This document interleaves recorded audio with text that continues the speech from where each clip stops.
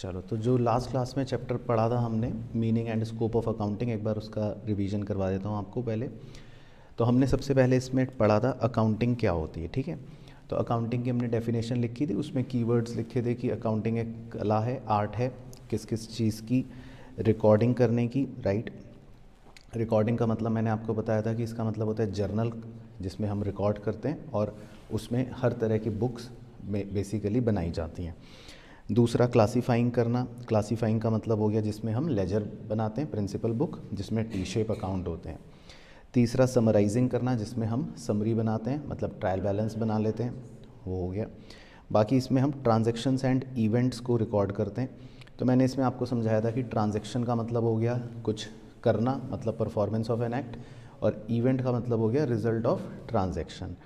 बाकी इसमें एग्जाम्पल याद रखने हैं।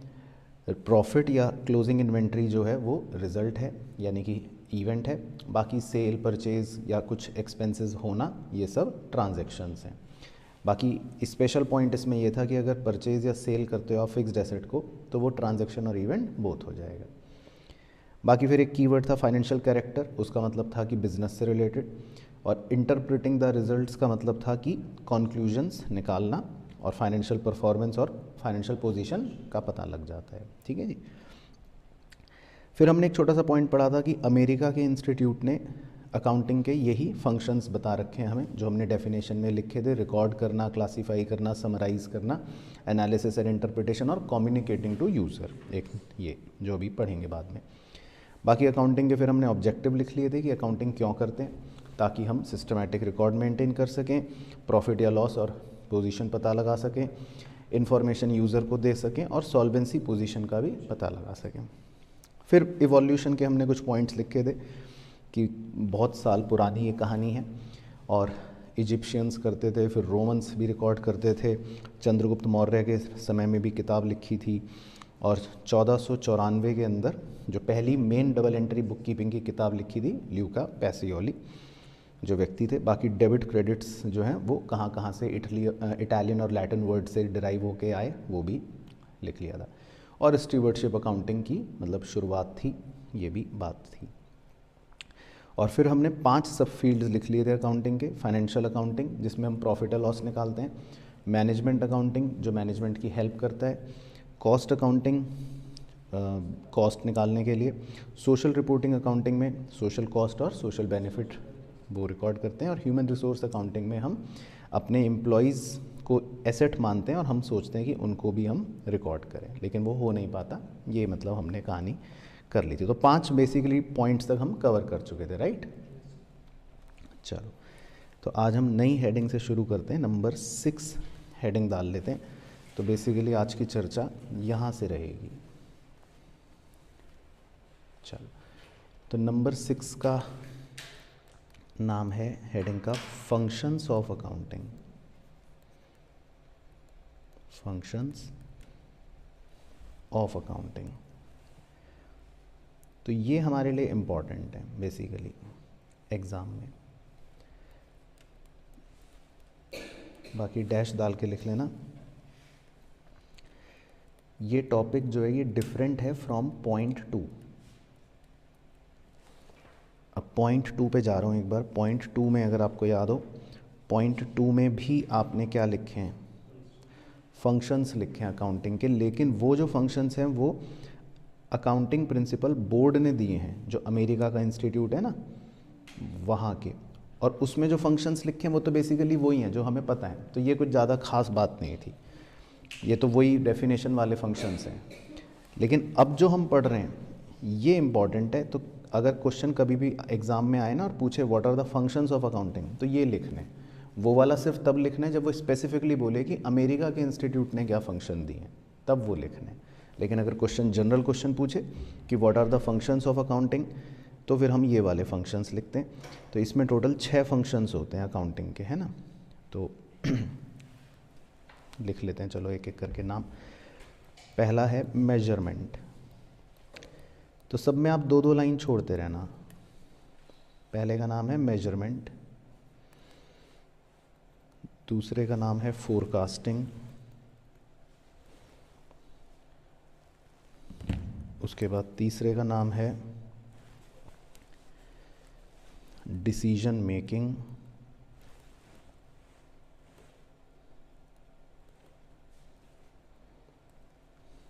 चौथे का नाम है कंपैरिजन एंड इवैल्यूएशन,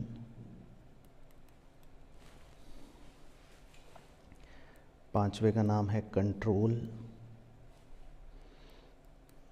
और छठे का नाम है government regulation and taxation, government regulation and taxation. तो अकाउंटिंग के 6 फंक्शंस हैं, मतलब अगर क्वेश्चन पूछेगा फंक्शंस बताओ तो हम ये फंक्शंस लिखेंगे। तो हमारे लिए ये हैं मेन फंक्शंस अकाउंटिंग के।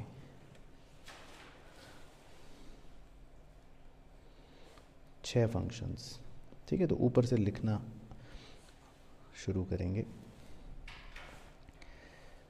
तो सबसे पहला फंक्शन लिखा हमने मेजरमेंट, है ना। सबसे पहला फंक्शन हमने लिखा मेजरमेंट। तो मेजरमेंट का मतलब कि भाई क्या मेजर करता है, ये क्या बताता है हमें। तो बताओ अकाउंटिंग का क्या है फंक्शन, क्या मेजर करता है ये हमें।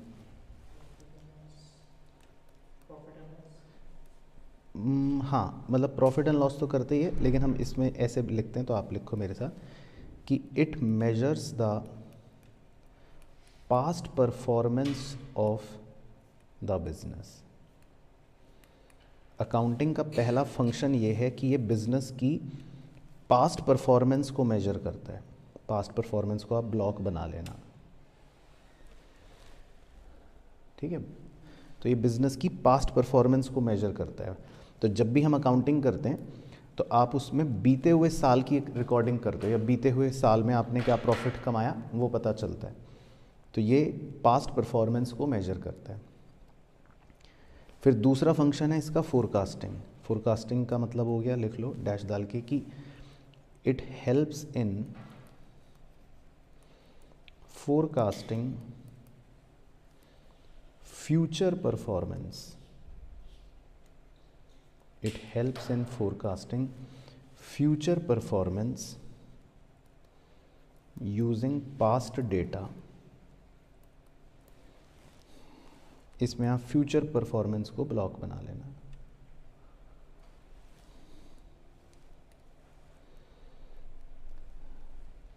तो पहला हो गया मेजरमेंट। मेजरमेंट का मतलब हो गया कि पुरानी चीज़ों को मेजर करता है, पुराने साल की बातों को मेजर करता है। और फोरकास्टिंग का मतलब हो गया फिर भविष्य का अनुमान भी लगाता है। तो अकाउंटिंग दोनों फंक्शन कर रहा है, पुराना परफॉर्मेंस मेजर भी कर रहा है और आगे का अनुमान भी लगा रहा है। तो पहले ये दोनों समझ आ गए। उसके बाद है डिसीजन मेकिंग, यानी कि इसमें लिख लो it provides relevant information, it provides relevant information to the users to help them in decision making, to help them in decision making, यानी कि निर्णय लेने में मदद करता है। तो ये यूज़र को सारी जानकारी देता है। तो इसमें आप अंडरलाइन या ब्लॉक कर सकते हो, इंफॉर्मेशन टू द यूज़र्स।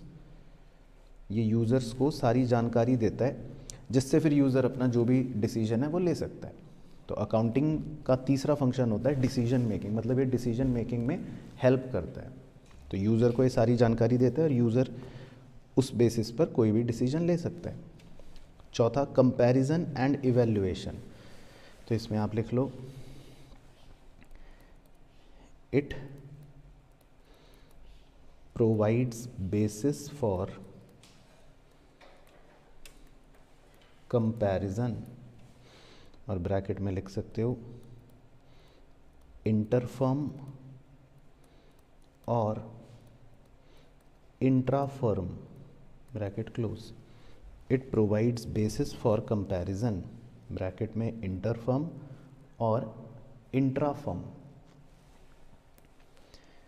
तो इसमें आप कंपैरिजन को ब्लॉक बना सकते हो, यानी कि अकाउंटिंग जो है वो कंपैरिजन करने का आपको एक बेस प्रोवाइड कर देता है।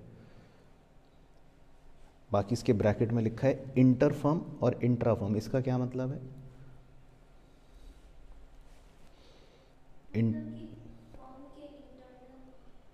और इंट्रा फर्म उल्टा। इंटर फर्म का मतलब होता है कि जब दो बिजनेसेस का कंपैरिजन किया जाता है। जैसे जब आपके मार्क्स आते हैं तो पापा आप कहते हैं ना कि भाई देखो तुम्हारे आए 70 पर उसके तो आए 80, तो दो लोगों के कंपैरिजन को कहते हैं इंटर फर्म। तो दो बिजनेसेस के कंपैरिजन को कहते हैं इंटर फर्म कंपैरिजन। लेकिन जब पापा आपके मार्क्स आप ही के पुराने मार्क्स से कंपेयर करते हैं, आपके पापा कहते हैं कि बेटा 11th में तो तुम्हारे 80 आए बट 12th में तुम्हारे 90 आए या कम आए, तो इसका मतलब ये होता है इंट्रा फर्म कंपैरिजन। तो इसमें बिजनेस एक ही होता है, बस उसके टाइम पीरियड या उसका कोई भी वेरिएबल अलग होगा। तो एक ही बिजनेस में कुछ अलग अलग वेरिएबल्स का कंपैरिजन होगा, उसको इंट्रा फर्म कंपैरिजन बोलते हैं। कि भाई जैसे मान लो आपने 2010 में कैसा परफॉर्म करा वर्सेस 2020 में कैसा परफॉर्म करा, तो ये एक इंट्रा फर्म कंपैरिजन हो गया कि फर्म तो एक ही है, बिजनेस तो एक ही है, लेकिन उसी बिजनेस के दो किसी भी वेरिएबल का कंपैरिजन। ठीक है, समझ गए? तो दोनों तरह के कंपैरिजन अकाउंटिंग की हेल्प से किए जा सकते हैं, इंटर फर्म भी और इंट्रा फर्म भी। तो it provides basis for comparison, और उसी के आगे छोटा सा लिख लेना, एंड इवैल्यूएट्स रिजल्ट्स, एंड इवैल्यूएट्स रिजल्ट। और ये इवैल्यूएट क्या करता है, क्योंकि इवैल्यूएशन वर्ड भी आया है ना, तो ये इवैल्यूएट क्या करता है, रिजल्ट्स को, है ना। वो हमने पढ़ा ही था कि भाई रिजल्ट मतलब प्रॉफिट और लॉस। उसके बाद पांचवा फंक्शन है कंट्रोल फंक्शन। तो इसमें लिख लो, it identifies weakness in the operational system of the business। Business के ऑपरेशन में अगर कोई कमी है, कोई वीकनेस है, ये उसको आइडेंटिफाई करता है। It identifies weakness in the operational system of the business.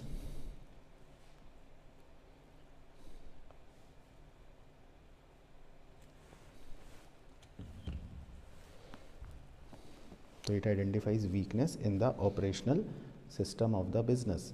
अब बिजनेस में ऑपरेशनल वीकनेस या ऑपरेशनल सिस्टम में वीकनेस का मतलब क्या है कि भाई जैसे मान लो हम बिज़नेस करते हैं, बहुत काम होते हैं उसमें। अब अगर उसमें मान लो कोई कमी है, लेट्स से कि मैं अपने एम्प्लॉयज़ को सैलरी देता हूँ लेकिन मैं रिकॉर्ड नहीं करता, तो मुझे पता ही नहीं चलेगा कि किसको कितनी सैलरी मिल रही है या कौन ज़्यादा ले रहा है, कम ले रहा है, लेट्स अज्यूम। तो अगर मान लो मेरे बिजनेस के किसी भी ऑपरेशन में कोई कमी है, तो ये अकाउंटिंग उसको कंट्रोल कर लेता है। तो जब मैं अकाउंटिंग करूँगा तो मेरा नियंत्रण बना रहेगा, मुझे पता रहेगा कि किसको कितनी सैलरी दी गई है या नहीं दी गई है। तो अकाउंटिंग कंट्रोल में भी हेल्प करता है। तो बिज़नेस को अच्छे से चलाने में या अच्छे से बिज़नेस के ऑपरेशंस को करने में भी ये अकाउंटिंग का फंक्शन होता है, जिसको हम बोलते हैं कंट्रोल, नियंत्रण रखता है। और एफ है गवर्नमेंट रेगुलेशन एंड टैक्सेशन। तो इसमें आप लिख लो, it provides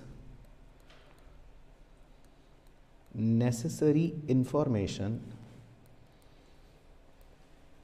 it provides necessary information to the government and helps in collection of taxes, and helps in collection of taxes।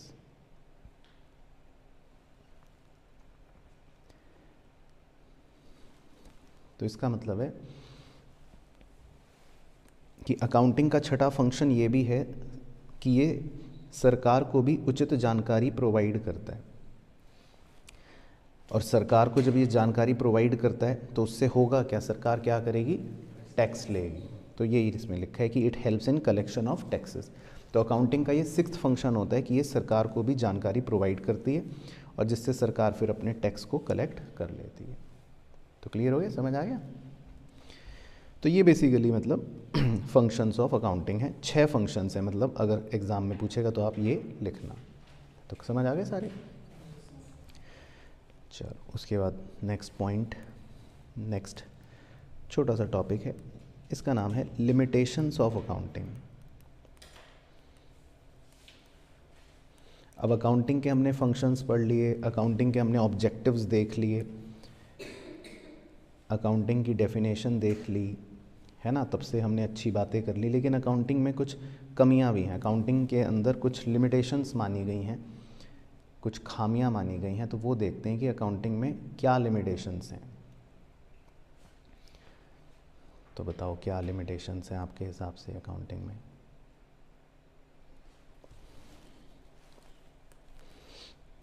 चलो तो मैं लिखवाता हूँ। तो पहला लिखो ए, कि accounting is not fully exact. Accounting is not fully exact. तो ये पहली लिमिटेशन मानी जाती है अकाउंटिंग की, कि ये फुल्ली एग्जैक्ट नहीं है। अब क्यों ऐसा माना गया है कि अकाउंटिंग फुल्ली एग्जैक्ट नहीं है?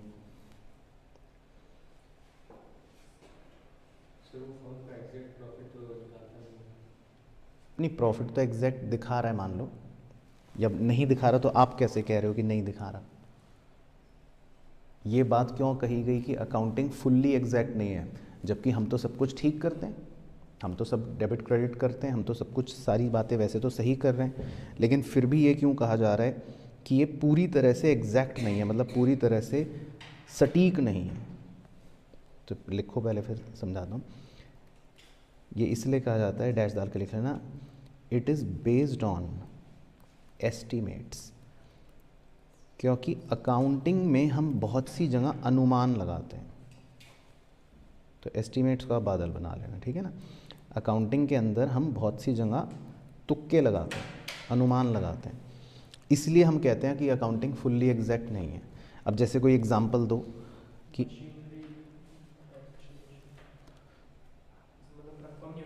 इतना ही रेट होगा, बिल्कुल सही। जैसे आप मशीन को डेप्रिशिएट करते हो तो आपको कैसे पता कि वो 10% ही घिस रही है ना? कम भी घिस सकती है, ज़्यादा भी घिस सकती है। तो जो हम डेप्रिसिएशन का रेट ले रहे हैं वो हम अपने अनुमान से ले रहे हैं। या जैसे आपने एक बहुत ही प्रैक्टिकल एग्जांपल सुना होगा, लेट से आपने सुना होगा ये term provision for doubtful debts. तो आपको कैसे पता कि 5% ही डेटर्स डाउटफुल होंगे? क्या पता 10 हो जाए, 20 हो जाए, क्या पता सारे पैसे ना दे, कुछ भी हो सकता है ना। लेकिन हम तो एक अनुमान लगाते हैं कि 5% प्रोविज़न फॉर डाउटफुल डेट्स। तो हम अकाउंटिंग में बहुत सी जगहों पर अनुमान लगाते हैं। जैसे ये भी शायद आपने सुना होगा कि आप कोई मशीन खरीद के लाए, तो आप कहते हो ना एस्टीमेटेड यूज़फुल लाइफ 10 साल। तो आपको कैसे पता कि 10 साल ही चलेगी? क्या पता 20 साल चल जाए, क्या पता 2 साल चल जाए। तो हम अनुमान लगाते हैं ना अकाउंटिंग में बहुत सी जगहों पर। तो इसीलिए अकाउंटिंग में क्योंकि एस्टीमेट्स लगाए जाते हैं अलग अलग जगहों पर, तो हम कहते हैं accounting is not fully exact. तो ये पहला लिमिटेशन हो गया। दूसरा लिमिटेशन वो सिंपल है, वो आपको पता ही होगा शायद, कि अकाउंटिंग इग्नोर्स क्या?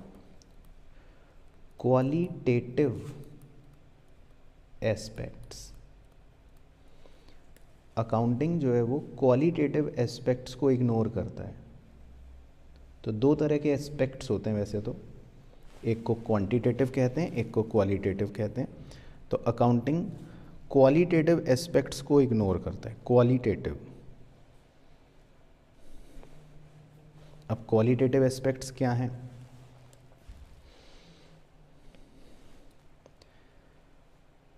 भाई जैसे मान लो मेरे 2 मैनेजर्स हैं, है ना। अब पहला मैनेजर जो है वो बहुत ऑनेस्ट है, बड़ा ईमानदार है, डिसिप्लिन है, हार्ड वर्किंग है ना, टाइम पे आता है, खूब मेहनत करता है। दूसरा मैनेजर जो है ये कामचोर है, अब ये सब हैं तो इन दोनों मैनेजर्स की क्वालिटी अलग अलग, किसी की अच्छी किसी की ख़राब, लेकिन अब क्या ये बातें अकाउंटिंग में हम रिकॉर्ड कर पाएंगे? नहीं कर पाएंगे, क्योंकि तो अकाउंटिंग क्वालिटेटिव चीज़ों को इग्नोर करता है। वो सिर्फ मनी टर्म्स में जो भी बातें होंगी उन्हें तो रिकॉर्ड कर लेगा, लेकिन वो बिजनेस में इन बातों को रिकॉर्ड नहीं करेगा, जबकि ये बातें भी बिजनेस को प्रभावित तो कर सकती हैं। मैनेजर अच्छा है कि कैसा है ना, तो मतलब बहुत सी 100 बातें हैं अकाउंटिंग जो इग्नोर करता है, यानी कि वो क्वालिटेटिव एस्पेक्ट्स को इग्नोर करता है, तो वो ये सब चीज़ें नहीं लिख पाता है ना। तो ये इसका दूसरा लिमिटेशन हो गया। समझ आया पॉइंट? तीसरा लिमिटेशन सी लिमिटेशन है accounting ignores price level changes. Accounting ignores price level changes. ये तो हम बल्कि पढ़ेंगे भी, एक नेक्स्ट चैप्टर में प्रिंसिपल भी आएगा एक, कि अकाउंटिंग जो है वो इग्नोर करती है प्राइस लेवल चेंजेस को। अब प्राइस लेवल चेंजेस बोले तो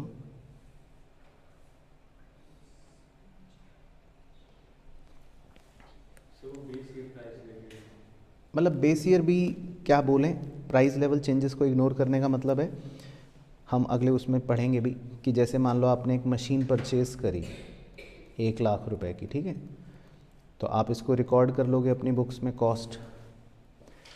अब अगर कल को इसकी मार्केट वैल्यू बदल गई, ठीक है, कल को बाज़ार में 2 दिन बाद इसकी मार्केट वैल्यू चेंज हो गई, या 1 हफ्ते बाद उसकी मार्केट वैल्यू और चेंज हो गई, इन्फ्लेशन हो गया, बढ़ गई, तो मशीन की वैल्यू चाहे बढ़े या घटे, हम क्या रोज़ अपनी वैल्यू चेंज करते रहेंगे बैलेंस शीट में काट काट के? नहीं करेंगे ना, हमारी तो जो रिकॉर्ड हो गई हो गई।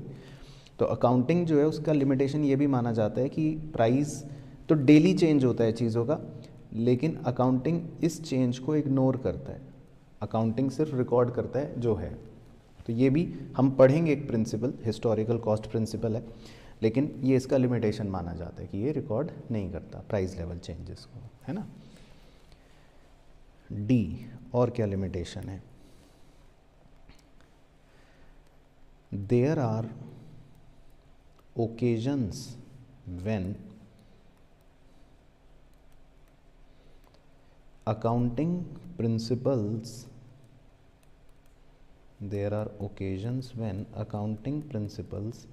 conflict with each other,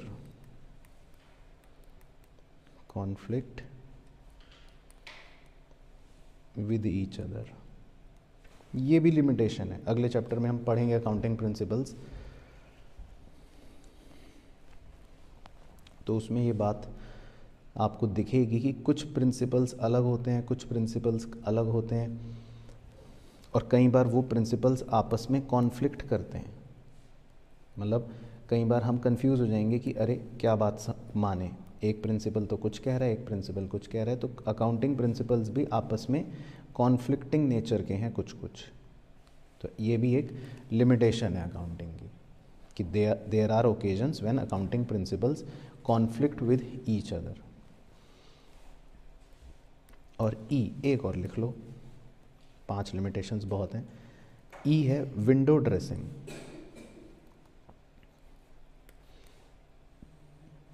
हाँ, विंडो ड्रेसिंग। तो विंडो ड्रेसिंग क्या होता है? विंडो ड्रेसिंग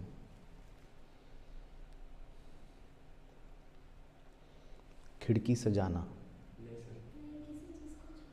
किसी चीज़ को छुपाना।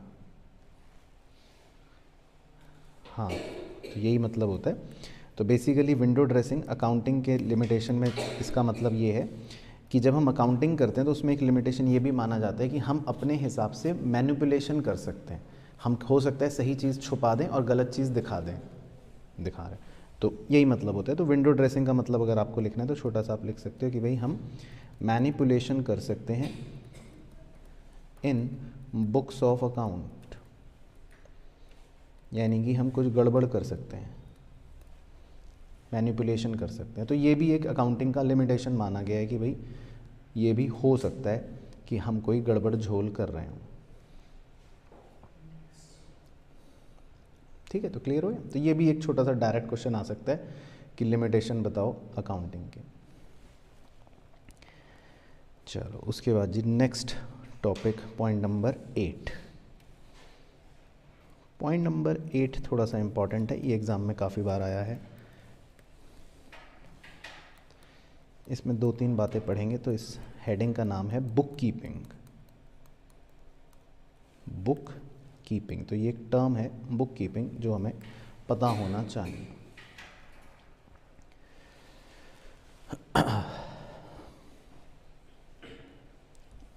चलो तो बताओ बुक कीपिंग क्या होता है। बुक कीपिंग सुना है आपने वैसे शब्द बुक कीपिंग, तो क्या है ये? जर्नल से पहले हम लोग प्रिपेयर करते हैं, मतलब एक रफली वर्क जिसे कहते हैं। नहीं, रफली वर्क नहीं कह सकते इसको, है तो ये भी मेन काम ही। अरे जर्नल से पहले ही होता है सर। जर्नल से पहले होता है, बुक कीपिंग कहते हैं उसको, है। चलो ठीक है, तो समझाता हूँ आपको थोड़ा सा।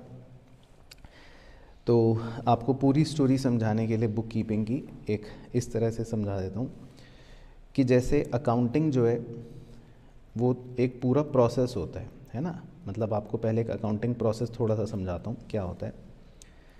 अकाउंटिंग प्रोसेस जो होता है उसमें सबसे पहला स्टेप होता है आइडेंटिफिकेशन का।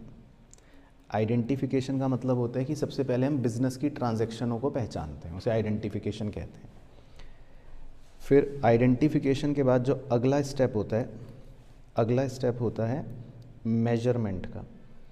यानी कि फिर हम मनी की टर्म्स में उनको क्या करते हैं, मेजर करते हैं। फिर हम उसके बाद उन ट्रांजैक्शंस को क्या करते हैं, रिकॉर्ड करते हैं। रिकॉर्डिंग का प्रोसेस होता है। फिर रिकॉर्डिंग के बाद हम उनको क्लासीफाई करते हैं, यानी कि जो लेजर आपने समझा था लास्ट क्लास में। फिर क्लासीफाई करने के बाद हम समराइज़ करते हैं, वो एक स्टेप होता है। उसके बाद हम एनालिसिस करते हैं, एन इंटरप्रिटेशन, और फिर उसके बाद हम कम्युनिकेटिंग करते हैं। इस तरह से अकाउंटिंग जो है वो अपने स्टेप्स में चलती है। अब बुक कीपिंग जो होता है ना, बुक कीपिंग को माना जाता है कि ये एक अकाउंटिंग प्रक्रिया का शुरुआती दौर है, लगभग बस यहाँ तक। इसको बुक कीपिंग का नाम हम कह सकते हैं, दे सकते हैं कि भाई बुक कीपिंग जो है वो एक तरह से बस ये शुरुआती दौर जो है of the accounting process is known as book keeping. यानी कि छोटा काम वो बुक कीपिंग है। अब खाली रिकॉर्ड कर लिया, क्लासीफाई कर लिया, यानी कि आप बुक कीपिंग कर रहे हो। लेकिन जब समराइज करने का समय आया, पीएनएल बनाने का, ट्रायल बैलेंस, बैलेंस शीट बनाने का, या उसमें से रिजल्ट्स को एनालाइज करने की बात हो या कम्युनिकेट करने की बात हो, तो वो बुक कीपिंग में जनरली नहीं आता, क्योंकि वो फिर एक स्पेसिफिक टास्क होता है जिसके लिए अकाउंटिंग की जाती है, जिसके लिए कोई पढ़ा लिखा व्यक्ति या थोड़ा सा स्पेशलाइज्ड स्किल वाला व्यक्ति ही कर पाता है। तो बुक कीपिंग को आप कह सकते हो कि एक अकाउंटिंग प्रोसेस का शुरुआती स्टेप है अपने समझने के लिए, है ना। तो ये बना सकते हो आप अगर अंडरस्टैंडिंग के पर्पज़ से बनाना हो तो। बाकी तो हम लिखते हैं इसके बारे में, बुक कीपिंग के बारे में, कि भाई आखिर ये है क्या, इसके ऑब्जेक्टिव्स क्या हैं, और जो भी बातें इसमें पूछता है। तो इसमें आप फर्स्ट एरो डाल के लिख लेना। चलो ये तो पहले चाहिए, बना लो छोटा सा, ये तो अपने समझने के लिए वो हो गया कि अकाउंटिंग प्रोसेस के शुरुआती स्टेप्स को हम बुक कीपिंग कह सकते हैं। मेजरमेंट मतलब आइडेंटिफिकेशन, मेजरमेंट, रिकॉर्डिंग और क्लासीफाइंग, है ना, ये बुक कीपिंग। चलो ठीक है, तो बाकी इसके बारे में लिख लेते हैं कि भाई है क्या।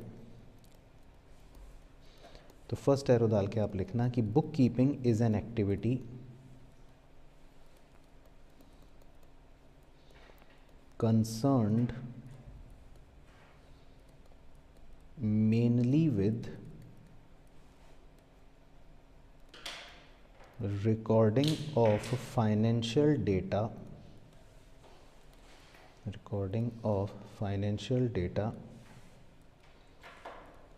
relating to business operations in a significant and orderly manner। ठीक है, तो अगर डेफिनेशन पूछेगा कभी भी बुक कीपिंग की तो आप यही लिखना, ठीक है, इसको लर्न कर लेना, मैं स्टार लगा देता हूँ। तो डेफिनेशन यही लिखनी है आपको अगर वो पूछता है। तो बुक कीपिंग जो है वो एक एक्टिविटी है जो कंसर्न्ड है मेनली विद रिकॉर्डिंग, ये कीवर्ड्स हैं, बस ये आप हाईलाइट कर लेना।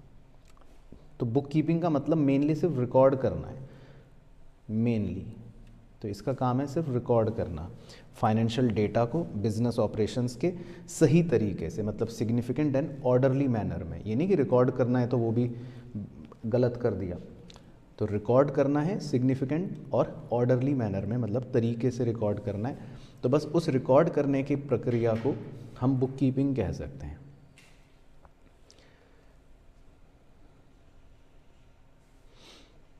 है ना, बाकी इसके ऑब्जेक्टिव लिख लेते हैं बुक कीपिंग के, इसी के नीचे सेकेंड एरो डाल के कि भाई क्यों करा जाता है। तो ऑब्जेक्टिव्स ऑफ बुक कीपिंग, तो इसमें 2 पॉइंट्स हैं डैश डाल के। ए तो आपने ऊपर लिख ही लिया, वो तो खैर ऑटोमेटिकली हो गया कि भाई पहला ऑब्जेक्टिव तो है कंप्लीट रिकॉर्डिंग ऑफ ट्रांजैक्शंस, कि हर ट्रांजैक्शन को हम कंप्लीटली रिकॉर्ड कर लें, ये हमारा उद्देश्य है, complete recording of transactions.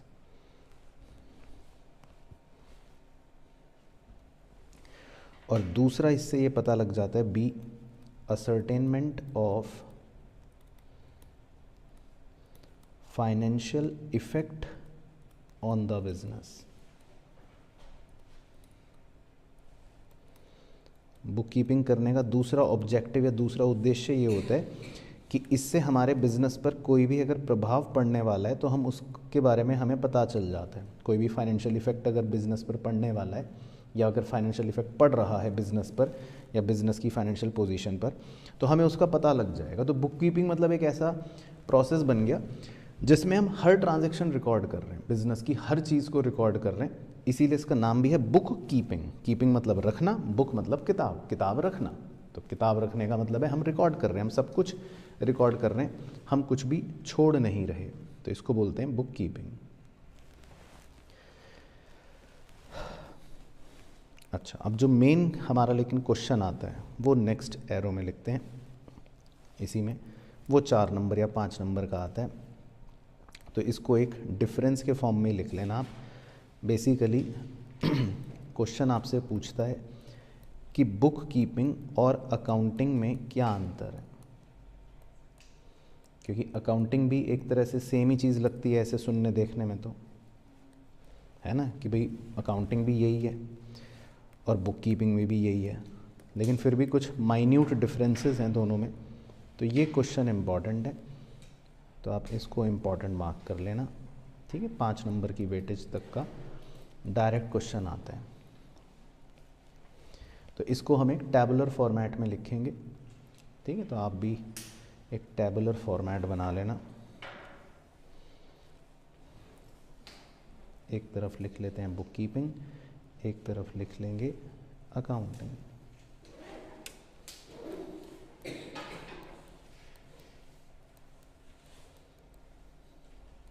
Book keeping और अकाउंटिंग।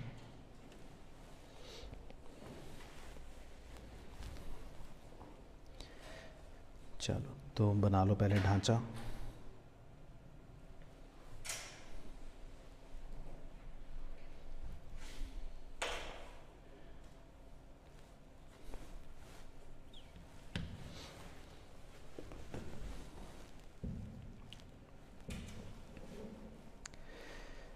तो पहला पॉइंट लिखते हैं बुक कीपिंग में कि इट इज़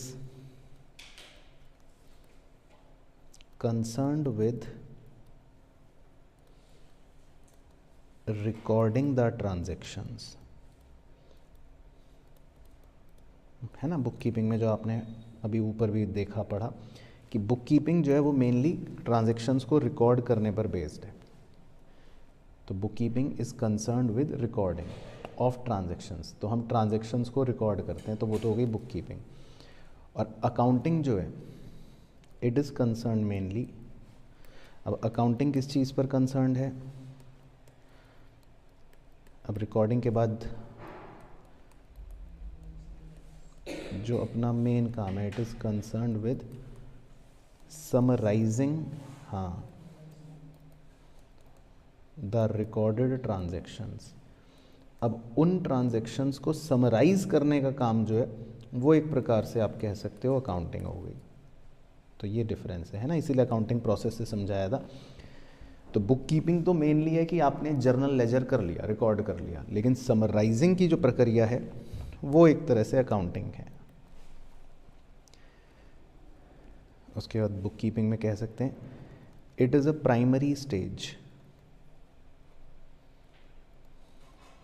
बुक कीपिंग पहले होगी, और अकाउंटिंग के लिए कह सकते हैं accounting is a secondary stage, that is it begins where book keeping ends. तो अकाउंटिंग जो है उसको हम एक सेकेंडरी स्टेज कह सकते हैं, है ना। तो बुक कीपिंग प्राइमरी स्टेज है, वो पहले होगी, रिकॉर्ड तो पहले किया जाएगा, और समराइज जो करना है वो काम बाद में होगा, है ना। ऐसा तो नहीं हो सकता कि समरी पहले बन गई, रिकॉर्ड हुआ नहीं। तो पहले रिकॉर्डिंग होगी फिर समराइजिंग होगी, तो अकाउंटिंग सेकेंडरी स्टेज बन गया। तो accounting begins where book keeping ends. चलो तीसरा आपसे पूछता हूँ, ओरली बताओ, फाइनेंशियल स्टेटमेंट्स किस में प्रिपेयर होते होंगे, मतलब P&L बैलेंस शीट अकाउंटिंग में। तो बिल्कुल से यही लिखना है। तो थर्ड डिफरेंस हो गया कि financial statements do not form part of this process. Financial statements इसका पार्ट नहीं है, मतलब P&L balance sheet. Financial statement का मतलब होता है P&L और बैलेंस शीट, हाँ वो भी लिख सकते हो अपने समझने के लिए, P&L और बैलेंस शीट, तो वो इसका पार्ट नहीं है। और जबकि फाइनेंशियल स्टेटमेंट्स इसका पार्ट है। Statements are prepared in this process. तो अकाउंटिंग के अंदर बल्कि हम फाइनेंशियल स्टेटमेंट्स को प्रिपेयर करते हैं। Financial statements are prepared in this process,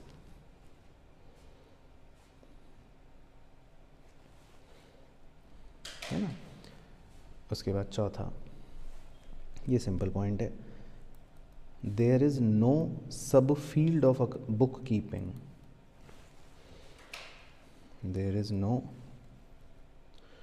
सब field of book keeping. Book keeping की कोई सब फील्ड नहीं होती, लेकिन अकाउंटिंग की होती है या नहीं होती है। हमने तो टॉपिक पढ़ा भी है, देयर आर सब फील्ड्स ऑफ अकाउंटिंग, है ना। 5 सब फील्ड्स पढ़े हैं हमने, फाइनेंशियल अकाउंटिंग, कॉस्ट अकाउंटिंग, है ना, management accounting, social reporting, human resource. तो अकाउंटिंग के सब फील्ड्स भी होते हैं, लेकिन इसके कोई सब फील्ड्स नहीं होते। उसके बाद number 5, managerial decisions can not be taken. इसमें managerial decisions can not be taken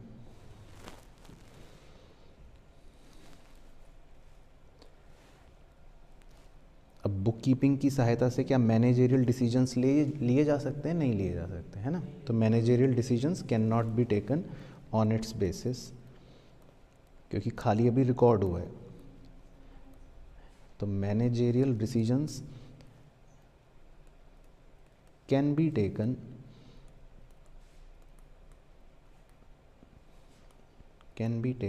on it's basis. Accounting के बेसिस पर हम मैनेजेरियल डिसीजंस ले सकते हैं, क्योंकि उसमें समरी बन गई, P&L बन गया, बैलेंस शीट बन गया, तब मैनेजेरियल डिसीजंस लिए जा सकते हैं, है ना। तो 5 डिफरेंस ये हो गए। बाकी छठा और लिख लो, एक 6 बहुत हैं, वैसे तो 4 या 5 नंबर तक का ही आता है। तो छठा डिफरेंस आप लिख सकते हो स्टाफ का, कि it is performed by junior staff bracket में विच रिक्वायर्स नो स्पेसिफिक या no specialised skills, which requires no specialised skills. तो बुक कीपिंग करने के लिए कोई स्पेशलाइज्ड स्किल्स नहीं चाहिए, है ना। जूनियर स्टाफ करता है, तो यहाँ मान लो कोई ग्रेजुएट बच्चा होगा वो करेगा बुक कीपिंग। लेकिन आप सीए हो तो आप क्या करोगे, अकाउंटिंग। तो अकाउंटिंग में लिख लेते हैं कि it is performed bye generally senior staff, bracket में विच रिक्वायर्स स्पेशलाइज्ड स्किल्स। इसमें आपको थोड़ी सी स्पेशलाइज्ड स्किल्स की आवश्यकता है, क्योंकि पीएनएल और बैलेंस शीट बनाना वो हर कोई नहीं कर सकता। रिकॉर्डिंग तो फिर भी हर कोई कर लेगा या जूनियर स्टाफ कर लेगा, लेकिन अकाउंटिंग करने के लिए आपको स्पेशलाइज्ड स्किल्स की आवश्यकता पड़ेगी, है ना। तो ये इसमें कीवर्ड है, हाईलाइट भी कर लेते हैं। तो अकाउंटिंग में स्पेशलाइज्ड स्किल्स चाहिए, जबकि बुक कीपिंग में ऐसी स्पेशलाइज्ड स्किल्स नहीं चाहिए। बुक कीपिंग में कोई सब फील्ड नहीं है, अकाउंटिंग में सब फील्ड्स थी, है ना। तो ये कीवर्ड्स मैंने हाईलाइट कर दिए।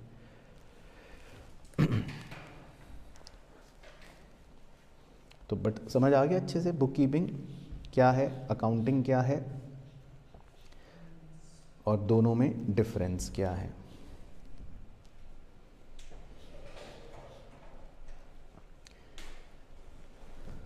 चलो इसके नीचे एक छोटा सा बस हमें चार्ट सा बनाना है। कर लिए सारे पॉइंट, समझ आ गए, ठीक है।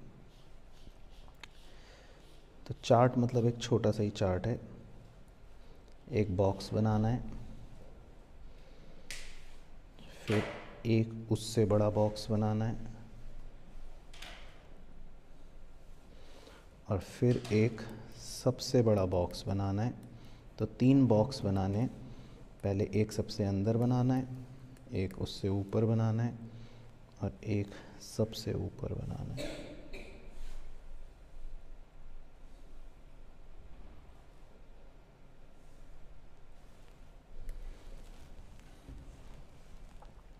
तो ये एक छोटा सा 1 नंबर का कोई एमसीक्यू आ जाता है, उसके लिए एक डायग्राम बना रहे हैं। तो जो सबसे अंदर सबसे छोटा बॉक्स है उसमें आपको लिखना है बुक कीपिंग।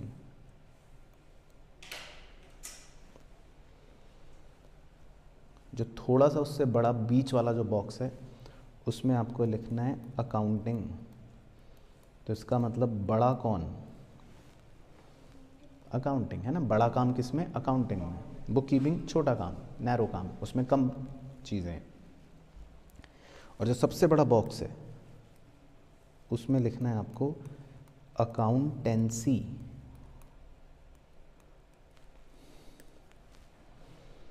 उसमें लिखना है अकाउंटेंसी।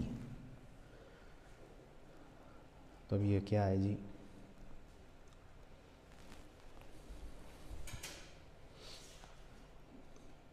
तो अकाउंटेंसी का क्या मतलब है,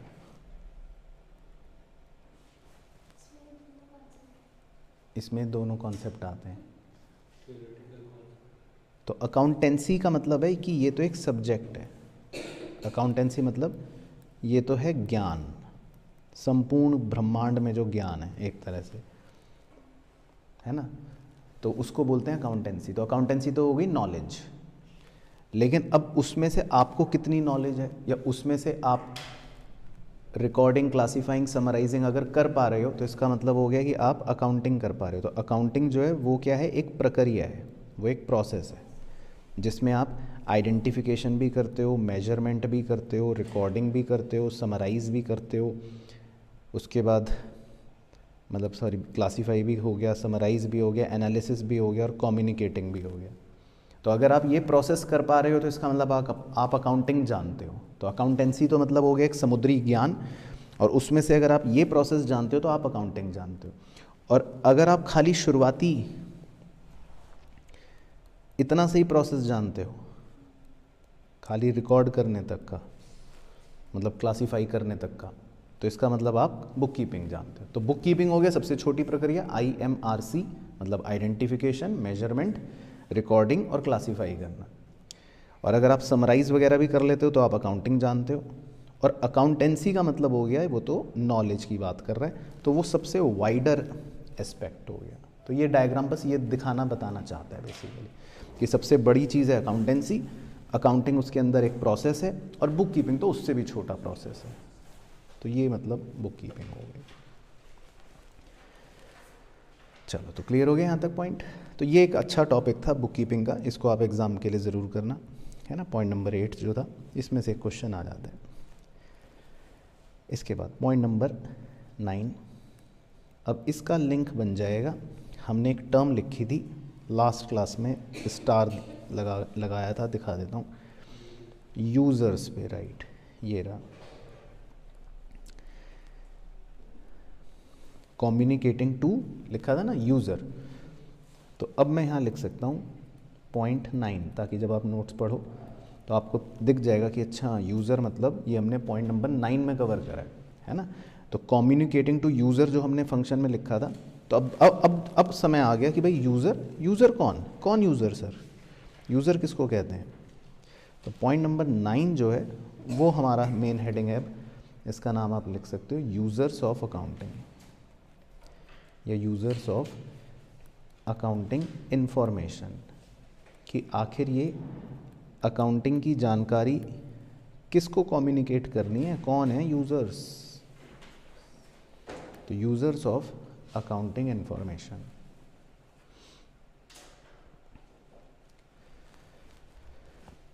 तो बताओ किसको कहते हैं यूज़र्स।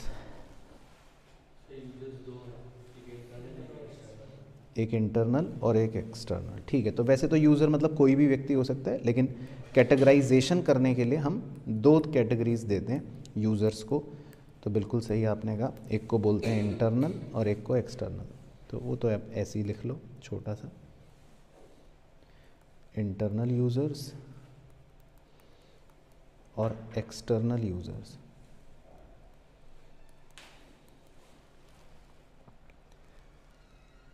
इंटरनल यूज़र्स आमतौर पे उनको बोला जाता है जैसे ओनर्स हो गए या मैनेजमेंट हो गए, जिनके पास इंफॉर्मेशन का एक्सेस रहता है ना। मतलब ऐसे लिख सकते हो डैश डाल के, एक्सेस टू द इंफॉर्मेशन, है ना। इनके पास मतलब एक्सेस है, इनके पास अधिकार है जानकारी का। तो ये मेन लोग हो गए कंपनी के, जैसे मालिक हो गया तो उसके पास तो एक्सेस है ही ना, वो तो जब चाहे जो मर्जी देख सकता है। और एक्सटर्नल यूज़र्स वो हो गए जिनके पास एक्सेस नहीं है। अब मान लो कोई बाहर का आदमी आ गया, अब वो ये थोड़ी ना वो ऑफिस जाके कहेगा लाओ मुझे बही खाते दिखाओ, मतलब मांग सकता है या हम दिखा सकते हैं, वो एक अलग बात है, लेकिन उसके पास अधिकार तो नहीं है ना, उसके पास एक्सेस तो नहीं है ना। तो उनको हम एक्सटर्नल यूज़र्स कह देते हैं। तो एक्सटर्नल यूज़र्स मतलब हो गए do not have access to information, जैसे क्रेडिटर हो गया, है ना, बैंक हो गए, गवर्नमेंट हो गई, ये सब एक्सटर्नल यूज़र्स हैं कंपनी के, क्योंकि इनके पास एक्सेस नहीं है, लेकिन फिर भी ये हैं यूज़र्स, क्योंकि इन्हें इन्फॉर्मेशन फिर भी बताई जाती है ना। हाँ, इनको बताई ज़रूर जाती है। तो हम यूज़र्स की लिस्ट लिखनी है हमें, ABCD नाम डाल के, कि भाई यूज़र्स कौन कौन से होते हैं। तो आप लिख लो A इन्वेस्टर्स, ठीक है, एक एक लाइन छोड़ते रहना, B एम्प्लॉइज़,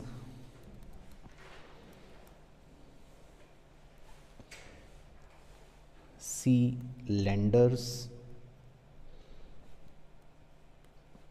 D क्रेडिटर्स या ब्रैकेट में सप्लायर्स, E कस्टमर्स,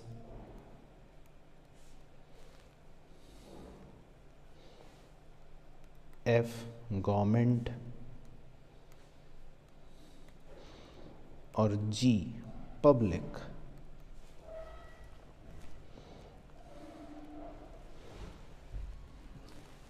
और H मैनेजमेंट।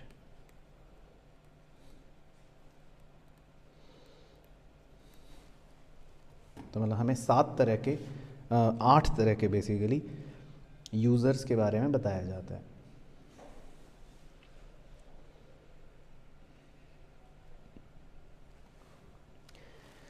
तो बेसिकली ये यूज़र्स होते हैं, लेकिन हाँ इनके बारे में हमें ये पता होना चाहिए कि भाई ये इनको हमारी कंपनी की अकाउंटिंग इन्फॉर्मेशन में क्या इंटरेस्ट है, मतलब ये क्यों अकाउंटिंग इन्फॉर्मेशन देखना चाहते हैं, सुनना चाहते हैं, समझना चाहते हैं।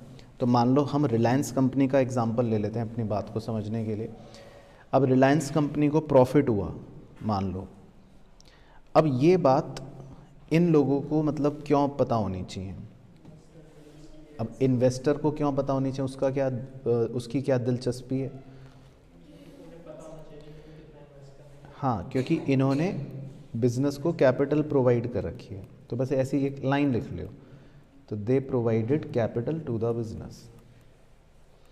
अब भाई इन्वेस्टर तो सबसे पहले देखेगा जानकारी, कहेगा मैंने बिजनेस को पैसा दिया है ना, मैंने इन्वेस्ट करा है, तो वो तो सबसे पहले देखेगा कि भाई ये बिज़नेस जो है इसको मैंने पैसा दिया है, इसमें पूंजी लगाई, तो इस प्रॉफिट में है लॉस में, अगर लॉस में होगा तो मैं फिर एग्जिट कर जाऊंगा, बेच दूंगा, है ना।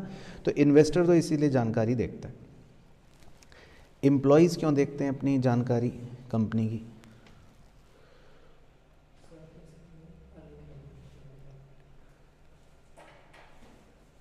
एम्प्लॉय को क्या लेना देना, मान लो आप किसी कंपनी में काम करते हो और आपको पता चले कि ये कंपनी तो लगातार 2 साल से लॉस में चल रही है, तो आपको क्या वो लगेगा?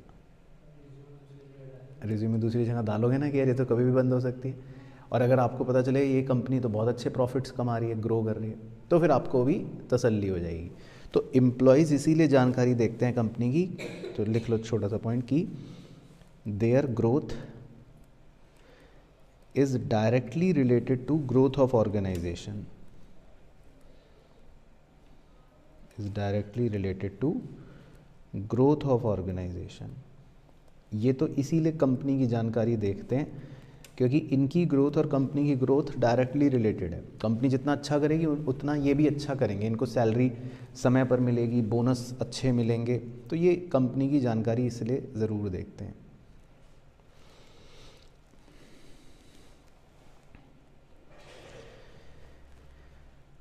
अच्छा, उसके बाद है लेंडर्स। लेंडर्स मतलब मान लो बैंक हो गया जिसने हमें लोन दिया है, वो क्यों देख रहा है हमारी कंपनी की जानकारी? दे तो चुका, हाँ, हम वापस कर पाएंगे कि नहीं, तो उसने हमें लोन दिया, अब वो ये देख रहा है कि यार ये वापस भी कर पाएगा कि नहीं, कैसे तो नहीं कंपनी बंद हो रही हो। तो लेंडर भी बेसिकली इसीलिए देखते हैं। तो इसमें आप ऐसे लिख सकते हो कि मतलब टू एसेस क्रेडिट वर्दीनेस, है ना। तो ये हमारी मतलब क्रेडिट वर्दीनेस चेक करते हैं। क्रेडिट वर्दीनेस का मतलब होता है कि पैसा लौटाने की जो हमारी क्षमता है वो सही है, चल रही है या नहीं। क्रेडिटर्स, इनका भी सेम ही वैसे लॉजिक होता है लेंडर वाला, क्योंकि क्रेडिटर भी तो वही है जिसने आपको उधार पे सामान बेचा है। अब वो ये देखता है कि यार ये मेरे पैसे लौटा देंगे कि नहीं, है ना। तो मतलब इसमें आप ऐसे लिख सकते हो कि भाई टाइमली पेमेंट ऑफ ड्यूज़, इनको इस चीज़ में दिलचस्पी होती है कि भाई कंपनी जो है समय से हमारे पैसे दे देगी ना, कहीं ऐसा तो नहीं कंपनी बंद हो रही हो।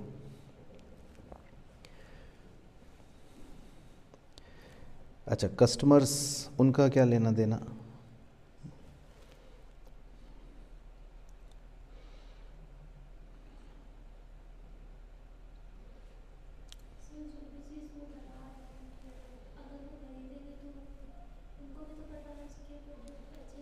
नहीं भाई, आप जियो का सिम खरीद रहे हो मान लो, अब आपको क्या लेना देना रिलायंस प्रॉफिट में है कि लॉस में? आपने तो सिम लगाया मोबाइल में, हेलो करी, मैसेज भेजा, आ गए घर। भाई कस्टमर को क्या, हमें क्या, हमने ये टीवी खरीदा मान लो, बॉटल खरीदी, अब ये कंपनी लॉस में जाए भाड़ में जाए, हमें क्या। वैसे हाँ, मतलब कुछ कई बार इफ़ेक्ट हो जाती हैं चीज़ें। अब मान लो आपने टीवी खरीदा, अब आपको लेकिन पता चल रहा है कि यार ये कंपनी 6 महीने बाद बंद हो जाएगी, फिर आफ्टर सेल सर्विस गई आपकी, फिर अगर टीवी ख़राब हो गया तो फिर वो कंपनी बंद हो गई आपकी। तो मतलब कहीं ना कहीं किसी प्रोडक्ट की डिलीवरी को लेकर या स्टेबिलिटी को लेकर भी कस्टमर भी चिंतित रहते हैं, या जो मतलब जानकार कस्टमर्स होते हैं वो भी कंपनी की जानकारी को फॉलो करते हैं, उनका भी इंटरेस्ट होता है कि भाई देखते हैं कंपनी ऐसा तो नहीं कि बंद हो जाएगी। तो मतलब इसमें आप ऐसे ही लिख सकते हो कि भाई stability of company comma timely delivery of goods. तो कस्टमर को थोड़ा सा ये सब चिंताएं रहती हैं, तो वो इसीलिए कंपनी की इन्फॉर्मेशन देखता है कि भाई ये कंपनी ठीक भी है कि नहीं, कि ये समय से डिलीवर। कई बार ऐसे भी तो होते हैं ना, कुछ गुड्स आपने ऑर्डर दे दिया और वो कंपनी कहती है हम 1 महीने बाद दे देंगे, आपके घर पहुंचा देंगे, अब पता चला वो बंद हो गई। तो इसीलिए कस्टमर भी कंपनी की जानकारी को समय समय पर देखता है, उसका भी इंटरेस्ट होता है। सरकार का वो तो हमने पहले लिख ही लिया था ना, उनको तो एक ही पर्पज़ है मेनली कि टैक्सेशन, तो ये वर्ड लिख सकते हो आप। तो गवर्नमेंट तो इसीलिए कंपनी की इन्फॉर्मेशन में दिलचस्पी रखती है, उनको तो टैक्सेशन मेनली करना होता है। अच्छा, पब्लिक जो है वो थोड़ा सा मतलब कस्टमर्स का ही बड़ा रूप हो गया। कस्टमर तो हो गया जिसने सामान खरीद रखा है, ग्राहक, लेकिन पब्लिक मतलब हो गई जनता।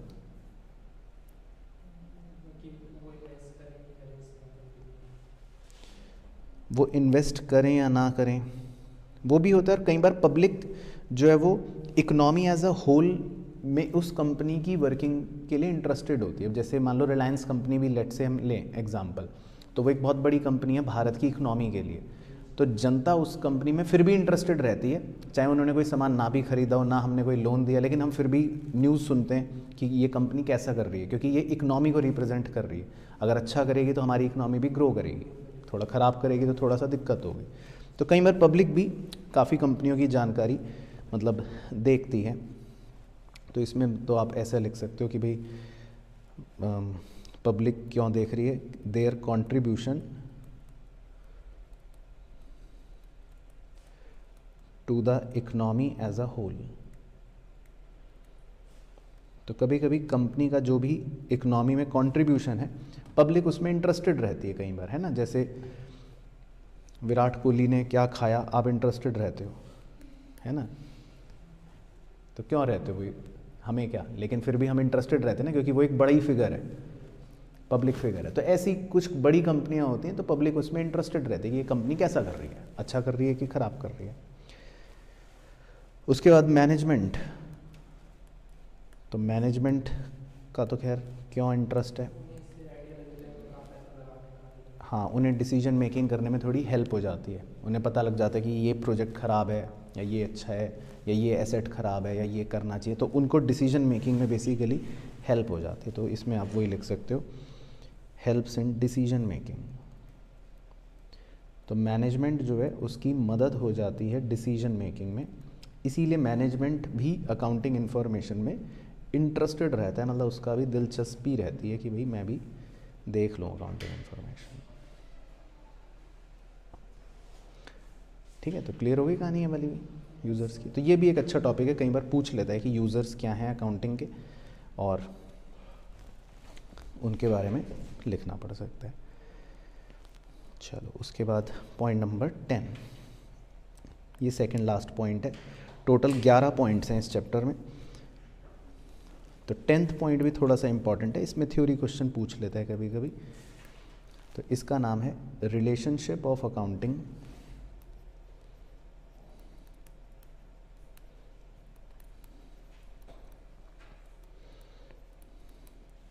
with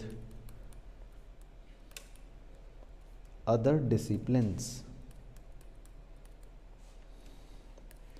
relationship of accounting with other disciplines, मतलब हमें अकाउंटिंग का और दूसरे डिसिप्लिन्स का रिश्ता बताना है कि क्या है। तो इसमें हमें 5 रिश्ते कवर करने हैं बेसिकली, तो 1 बाय 1 करेंगे। तो पहला लिखते हैं, नंबर 1 है accounting and economics. Accounting and economics.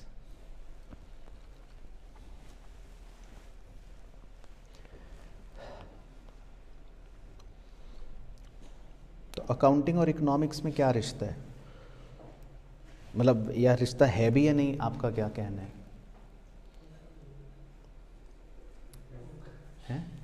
होगा।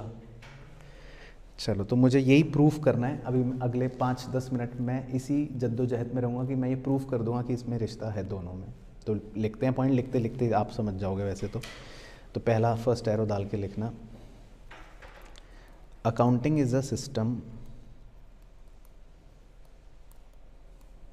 Accounting is a system, comma,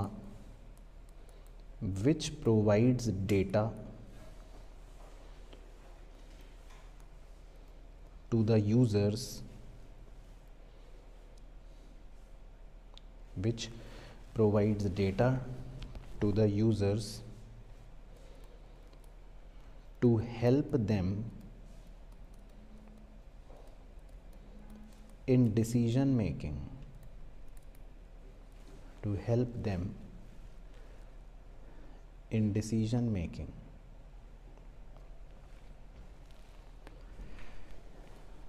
Full stop. Second arrow में, economics is viewed as science of rational decision making. Economics is viewed as a science of rational decision making.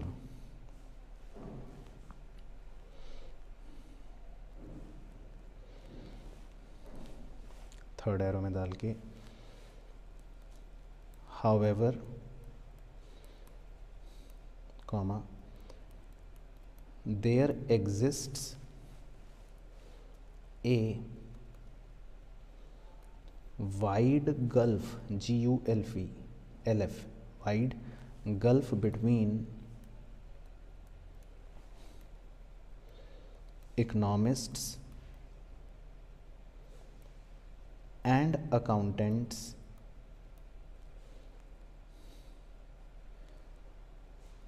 however there exists a wide gulf between economists, इसमें apostrophe s वाला लगा लेना, and accountants में भी apostrophe s लगा लेना, concept of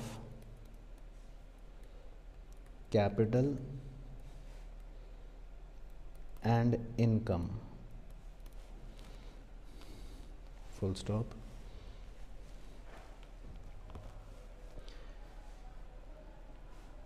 next arrow में, at the macro level, comma,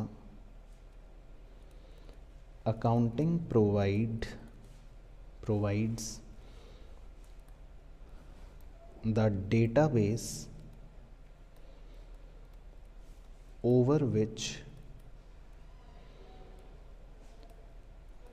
economic decision models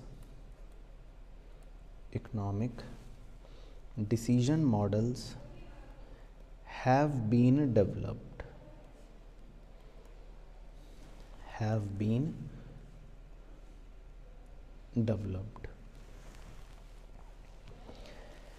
तो इसमें 4 पॉइंट्स बेसिकली मैंने आपको लिखवाए हैं थोड़ी सी बातों को समझने के लिए क्योंकि इसमें से कोई एक पॉइंट कभी कभी 1 नंबर में भी पूछ लेता है ट्रू फॉल्स में, तो मैंने इसलिए इम्पोर्टेंट बातों को कवर कर लिया। तो देखो इसमें क्या है कहानी में कि इस टॉपिक में ये बताना है कि अकाउंटिंग और इकोनॉमिक्स में क्या रिलेशन है।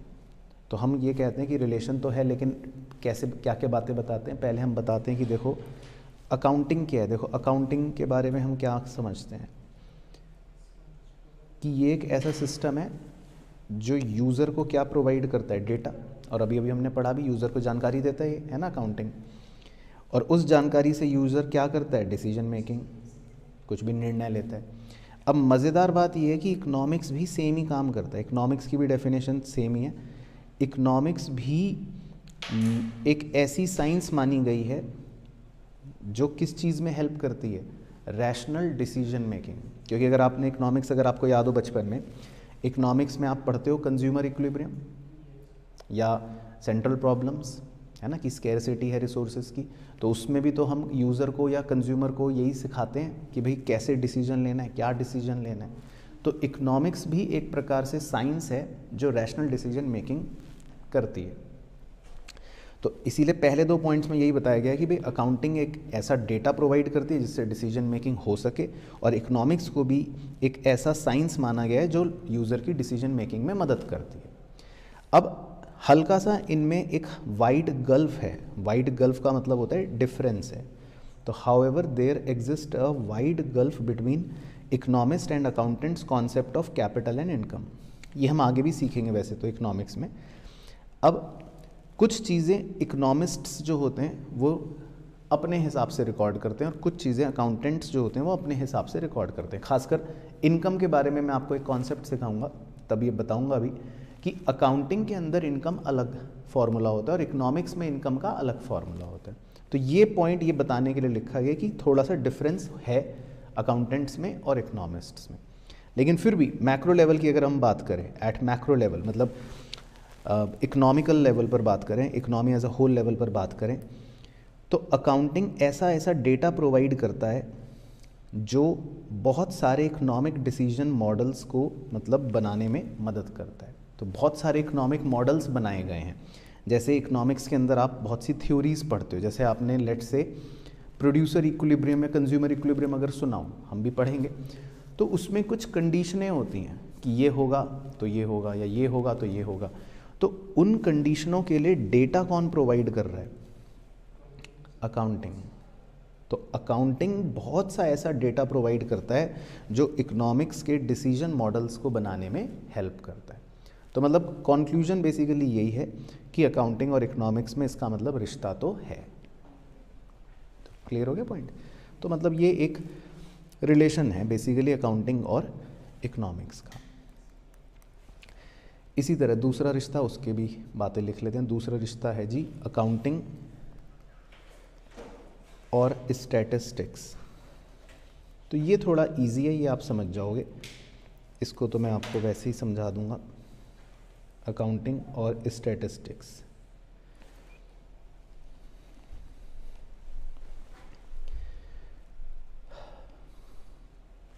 तो देखो,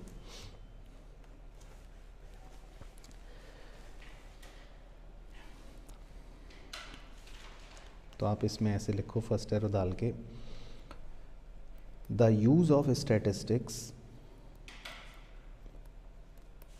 the use of statistics in accounting can be appreciated better in the context of the nature of accounting records। इसमें आप अकाउंटिंग रिकॉर्ड्स को अंडरलाइन या हाईलाइट कर लेना, अभी फिर समझाता हूँ। Second point, in accounts comma all the values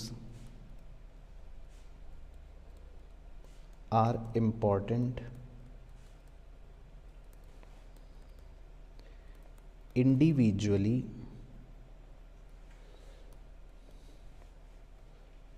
because they relate to business, full stop। However, in statistics,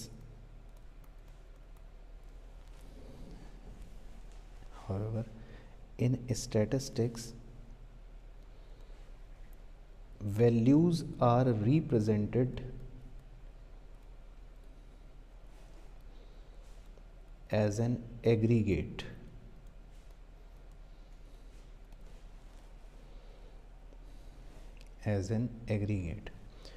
उसके बाद थर्ड पॉइंट,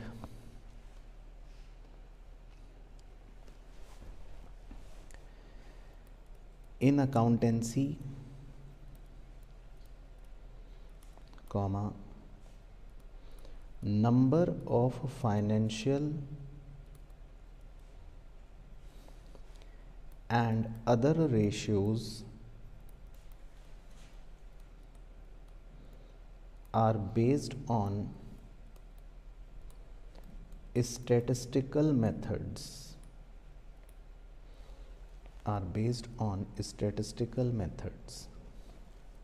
full stop, और इसी के आगे statistical methods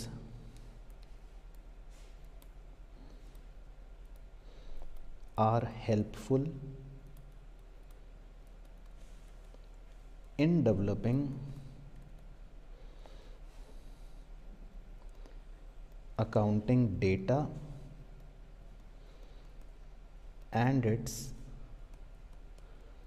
interpretation.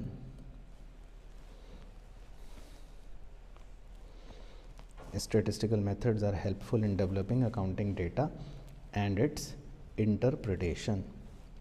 इसमें लास्ट वाली बात को आप हाईलाइट कर लेना कि statistical methods are helpful in developing accounting data.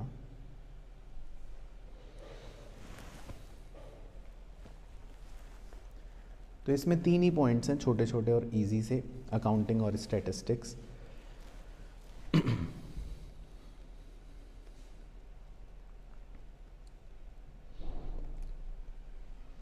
तो देखो पहला पॉइंट तो सिंपल है। पहले पॉइंट में तो ये लिखा है कि अकाउंटिंग में स्टैटिस्टिक्स का यूज़ हम करते हैं या नहीं करते। वैसे तो करते हैं, है ना। तो इस बात को हम बेहतर और अप्रिशिएट या मतलब इसको हम बेहतर और समझ सकते हैं अगर हम अकाउंटिंग रिकॉर्ड्स के नेचर के कंटेक्स्ट में समझें। तो जैसे मैं कुछ एग्जांपल दे सकता हूँ आपको अकाउंटिंग रिकॉर्ड्स के रिस्पेक्ट में समझाने का। अब जैसे आप अकाउंटिंग रिकॉर्ड की अगर बात करो, है ना, तो हम क्या करते हैं कि जैसे हम अपने एसेट्स को या अपने मतलब कुछ एसेट्स को कहते हैं करंट एसेट्स, कुछ एसेट्स को कहते हैं हम फिक्स्ड एसेट्स या नॉन करंट एसेट। तो हमारा नज़रिया चेंज होता है ना। और हम क्या करते हैं, मान लो कई बार एक्सपेंसेस की अगर बात करें तो हम एक्सपेंसेस को भी कहते हैं कि ये शॉर्ट टर्म है, या कुछ को कहते हैं ये लॉन्ग टर्म है। तो अकाउंटिंग के अंदर मतलब हम कई बार जब रिकॉर्डिंग करते हैं, जो अकाउंटिंग रिकॉर्ड्स मेंटेन करते हैं, तो उसमें स्टैटिस्टिक्स का हम बाय डिफ़ॉल्ट कहीं ना कहीं यूज़ कर रहे होते हैं। कई बार हम डिवाइड कर रहे होते हैं, मान लो, है ना, नंबर अगर लाइफ ज़्यादा है तो हम एक्सपेंस को डिवाइड कर देते हैं लाइफ से, उसको अप्रोप्रिएट कर देते हैं ओवर द लाइफ। तो अकाउंटिंग रिकॉर्ड में अलग अलग जगहों पर हम स्टैटिस्टिक्स का उपयोग करते हैं। सेकंड पॉइंट में ये लिखा है कि अकाउंटेंसी में हर वैल्यू को हम इंडिविजुअली दिखाते हैं, और वो इंडिविजुअली इम्पॉर्टेंट भी है। जैसे भाई मशीन कितने की है वो भी लिखेंगे, स्टॉक कितने का है वो भी लिखेंगे, ये कितने का है वो भी लिखेंगे। लेकिन स्टैटिस्टिक्स जो होता है वो जनरली एग्रीगेट को रिप्रेजेंट करता है, क्योंकि स्टैटिस्टिक्स के अंदर आप खाली एक वैल्यू से कुछ नहीं कर सकते। ये स्टैटिस्टिक्स का फीचर भी होता है, हम पढ़ाते हैं बच्चों को कि स्टैटिस्टिक्स जो है वो एग्रीगेट्स को रिप्रेजेंट करता है। मान लो एक नंबर लिखा है यहाँ 2000, तो क्या आप इससे स्टैटिस्टिक्स कुछ कर सकते हो? कुछ नहीं। लेकिन अगर मैं और लिखूँ कि अगले बच्चे के पास है 3000 रुपये, अगले के पास है 4000 रुपये, तब आप कुछ कर सकते हो, उससे एवरेज निकाल सकते हो या कुछ भी निकाल सकते हो। तो स्टैटिस्टिक्स जो होता है वो एग्रीगेट को रिप्रेजेंट करता है। और बाकी थर्ड पॉइंट में यही बताया जो सबसे मेन रिश्ता है इनका, कि अकाउंटिंग में अगर आपको याद हो, आप अलग अलग रेशियोज़ निकालते हो, है ना। तो वो सारे रेशियोज़ जो आप निकालते हो वो कहीं ना कहीं स्टैटिस्टिकल मेथड्स पर ही बेस्ड होते हैं। किसी में आप एवरेज निकालते हो, कई बार आप ज्योमेट्रिक मीन निकालते हो या कुछ भी निकालते हो। तो ये सब अकाउंटिंग रेशियोज़ जो हैं वो भी स्टैटिस्टिकल मेथड्स पर ही बेस्ड होते हैं। और यही बात लास्ट कंक्लूजन में आ गई कि statistical methods are helpful in developing accounting data and its interpretation. तो इसीलिए स्टैटिस्टिकल मेथड्स बहुत ही हेल्पफुल हैं अकाउंटिंग डेटा को डेवलप करने के लिए और एनालाइज करने के लिए। तो क्लियर हो गया माइंड? तो अकाउंटिंग और स्टैटिस्टिक्स। उसके बाद तीसरा है, ये तो आप 100% एग्री करोगे, accounting and mathematics. Accounting and mathematics, तो इनमें कोई रिश्ता है या नहीं? तो इसमें तो एक दो बातें लिखनी है छोटी मोटी, बिल्कुल रिश्ता है। तो इसमें आप लिख लो knowledge of arithmetic knowledge of arithmetic, arithmetic, and algebra is a prerequisite for accounting computations.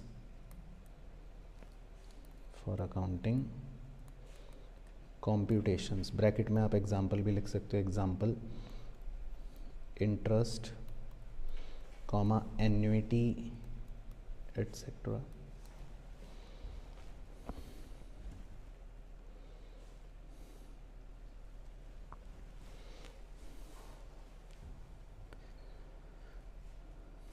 दूसरा पॉइंट लिख लो. In modern era many accounting transactions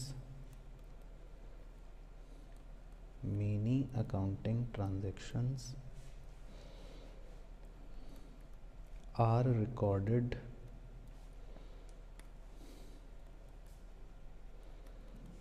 in the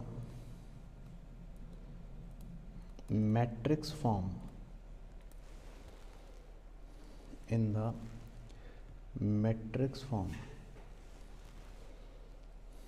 और तीसरा एरो डाल के भी लिख सकते हो कि presently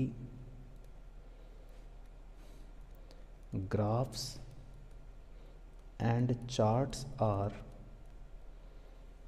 also used for communicating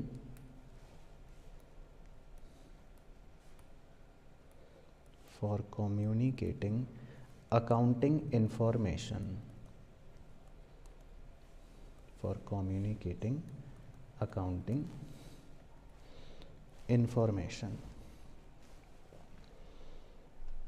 तो अकाउंटिंग और मैथमेटिक्स का तो रिश्ता पूरी तरह से है ही है.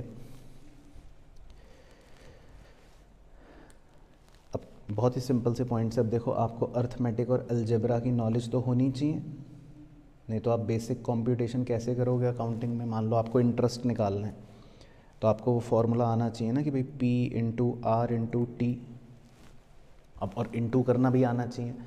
तो मैथमेटिक्स तो मतलब एक प्री रिक्विजिट है अकाउंटिंग करने के लिए, है ना. अलजेब्रा आना चाहिए, ये सब बातें. दूसरा देखो पॉइंट है, अब आपको पता है आजकल के ज़माने में अब तो सारी टाइपिंग, सारा फीडिंग कंप्यूटर के अंदर होता है. तो अब तो अकाउंटिंग रिकॉर्ड्स भी पता है मैट्रिक्स फॉर्म में होने लगे. मैट्रिक्स ही एक चैप्टर होता है मैथ्स का, शायद आपने पढ़ा हो. मैट्रिक्स एंड डिटर्मिनेंट्स एक चैप्टर होता है, नहीं पढ़ा, मतलब 12th में होता है, अगर 12th में था मैथ्स. तो मैट्रिक्स फॉर्म का मतलब है कि यहाँ पर भी मैथमेटिक्स का यूज़ हो रहा है. तो अकाउंटिंग ट्रांजैक्शंस को मैट्रिक्स फॉर्म में रिकॉर्ड किया जा रहा है. तो ये भी एक अकाउंट्स और मैथमेटिक्स का रिश्ता बता रहा है. और ऐसी लास्ट पॉइंट भी आप देखो, आजकल अकाउंटिंग इन्फॉर्मेशन को दिखाने के लिए बहुत सारे ग्राफ्स या चार्ट्स हम यूज़ करते हैं. तो उसके अंदर भी मैथमेटिक्स इन्वॉल्व होती है. वैल्यूज़ लिखते हैं हम, जोड़ते हैं, घटाते हैं, परसेंटेज निकल रही होती है. तो ये सब चीज़ें भी अकाउंटिंग का मतलब आज कल हिस्सा बनी हुई है. तो बेसिकली मैथमेटिक्स तो अकाउंटिंग के साथ रिलेटेड है ही है. तो समझ आ गए तीनों पॉइंट्स इसके. तो ये हो गया अकाउंटिंग एंड मैथमेटिक्स. चौथा बहुत छोटा और सिंपल है, अकाउंटिंग एंड लॉ. तो ये आप बताओ कि क्या इसमें कोई है रिश्ता? क्या?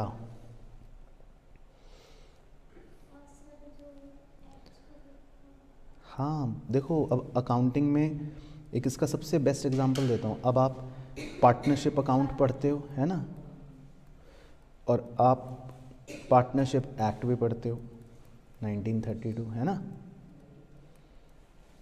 तो भाई अब लॉ कह रहा है, कभी कभी लॉ के कुछ प्रोविजंस होते हैं, है ना, कि ऐसा करना है वैसा करना. और आपने पढ़ा भी था, जैसे अगर पार्टनरशिप डीड साइलेंट होती है तो लॉ कहता है ना इक्वली बांटो, इंटरेस्ट मत दो, सैलरी मत दो.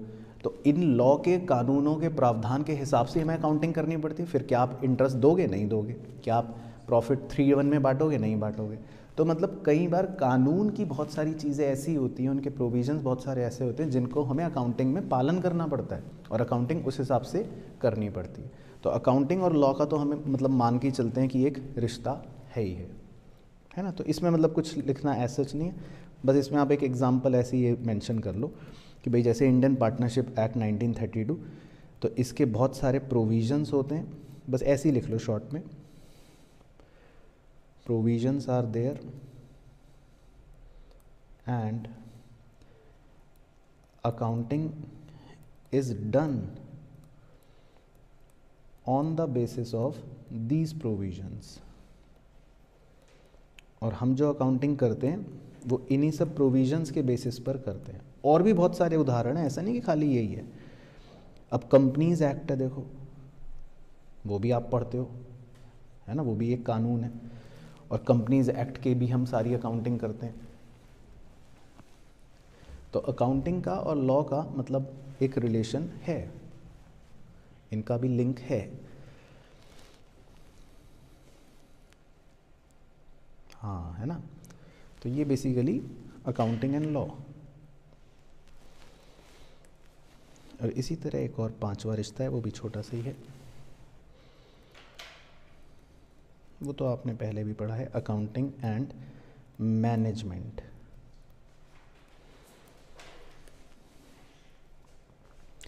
तो अकाउंटिंग का और मैनेजमेंट का कोई रिश्ता है या नहीं? तो है, और आपने तो इसकी सब फील्ड भी एक पढ़ रखी है, मैनेजमेंट अकाउंटिंग है, वो तो नाम ही उसका मैनेजमेंट अकाउंटिंग है। उसमें तो हम करते ही वो अकाउंटिंग है जो मैनेजमेंट की हेल्प करता है डिसीजन मेकिंग में। तो अकाउंटिंग और मैनेजमेंट का तो मतलब रिलेशन बिल्कुल है ही है। तो इसमें तो आप एक ही लाइन लिख लो कि accounting information helps the management,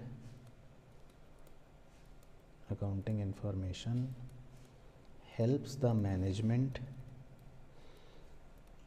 in decision making।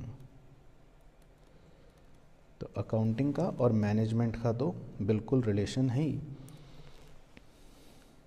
और अकाउंटिंग की एक सब फील्ड तो हमने पढ़ी भी है जिसका नाम ही है मैनेजमेंट अकाउंटिंग। तो इसीलिए इनके बीच में तो एक रिलेशन है।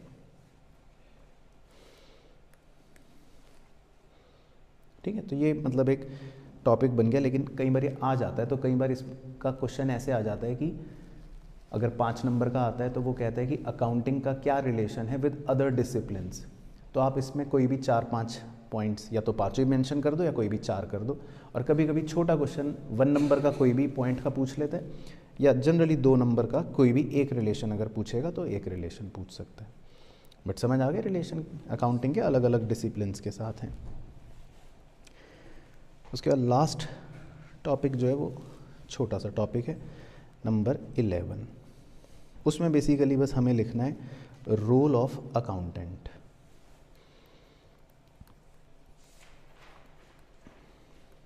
Role of accountant in the society.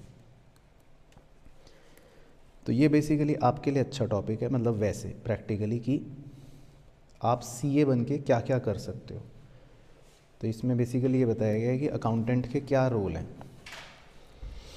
समाज में, यानी कि आप सीए बन के क्या क्या कर सकते हो। तो लिखो जी,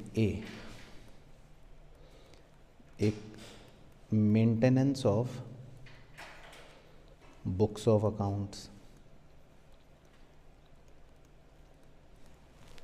ठीक है, तो जिसमें कुछ समझाना होगा उसमें लिखेंगे, बाकी तो सेल्फ एक्सप्लेनेटरी है ये वाला। तो maintenance of books of accounts का तो मतलब समझ ही गए। तो जो पूरा चैप्टर अभी आपने स्टार्टिंग का पढ़ा कि भाई हम रिकॉर्डिंग कर सकते हैं, क्लासीफाई कर सकते हैं, समराइज़ कर सकते हैं, पीएनएल बैलेंस शीट बना सकते हैं, तो बाकायदा हम सब कुछ कर लेंगे। तो हम बुक्स ऑफ अकाउंट मेंटेन कर सकते हैं, ये हमारा काम हो गया।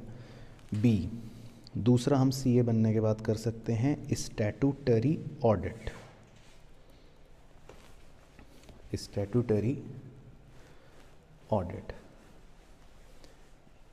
अब ये क्या होता है स्टैट्यूटरी ऑडिट, ये थोड़ा सा आपको पता होना चाहिए। तो मतलब इसमें मैं अंग्रेज़ी नहीं लिखवाऊंगा, सिर्फ समझाऊंगा, क्योंकि आपको सिर्फ समझना है, बाकी लिख तो आप एग्ज़ाम में अपनी भाषा में सकते हो, एक लाइन लिखनी है। लेकिन आपको पता है वैसे स्टैट्यूटरी ऑडिट किसे कहते हैं?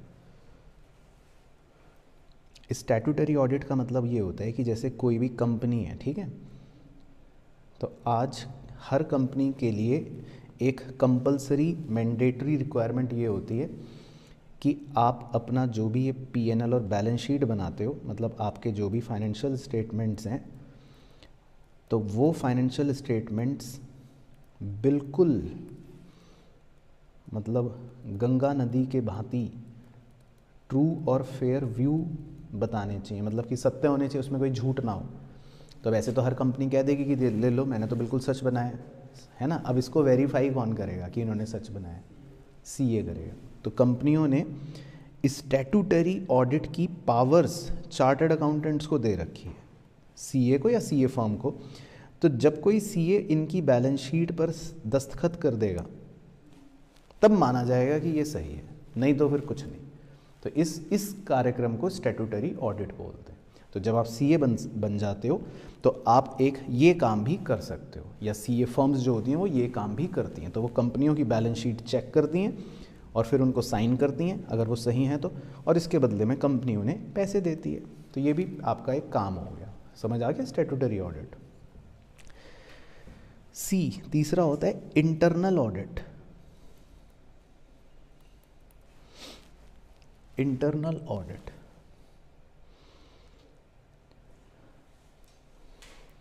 अब इंटरनल ऑडिट क्या होता है? इसमें आप एक लाइन लिख लो कि it is a management tool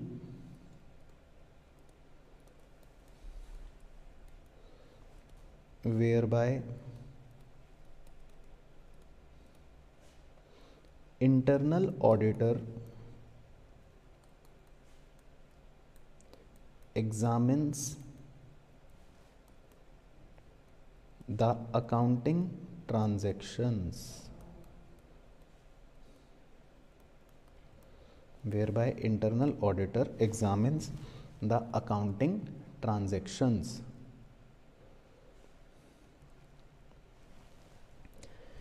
तो इंटरनल ऑडिट का मतलब क्या है कि इस बार भी ये कंपनी ही होगी,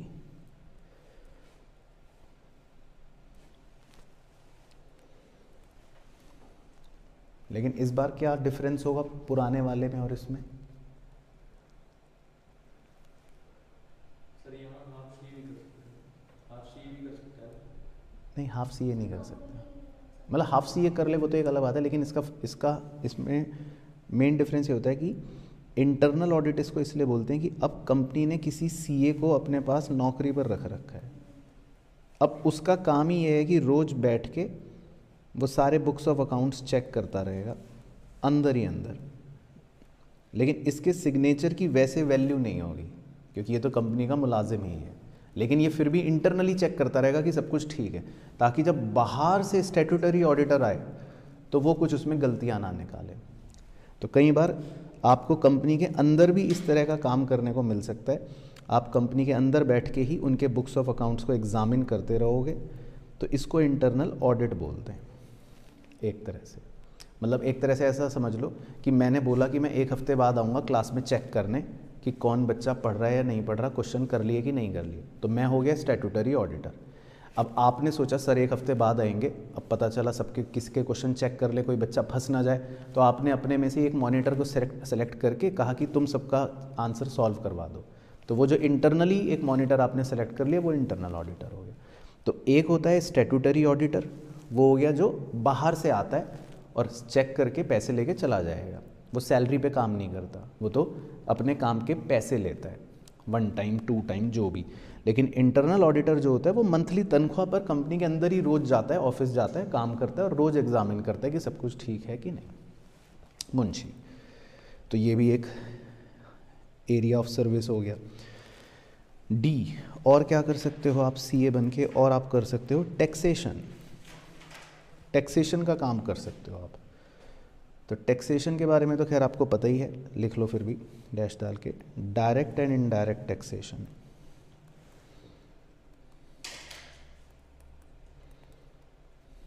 है ना, डायरेक्ट मतलब हो गया कौन सा?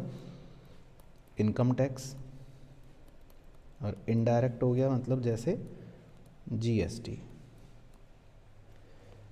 तो सीए बनने के बाद आप टैक्सेशन का काम भी कर सकते हो। इनफैक्ट ये आपका एक सब्जेक्ट भी है, सीए इंटर और सीए फाइनल में दोनों में ये सब्जेक्ट पढ़ाया जाएगा आपको, ताकि आप सीख जाओगे कि आप सीए बनने के बाद टैक्सेशन का काम भी कर सकते हो। आप किसी का इनकम टैक्स निकाल सकते हो, कंपनियों का जीएसटी निकाल सकते हो, उसका काम कर सकते हो, बहुत सारे काम होते हैं इसमें, वो काम कर सकते हो। तो ये भी एरिया ऑफ सर्विस हो गया टैक्सेशन। इसके अलावा आप कर सकते हो मैनेजमेंट अकाउंटिंग, ये तो आपने पढ़ा ही था है ना, एक सब फील्ड है मैनेजमेंट अकाउंटिंग।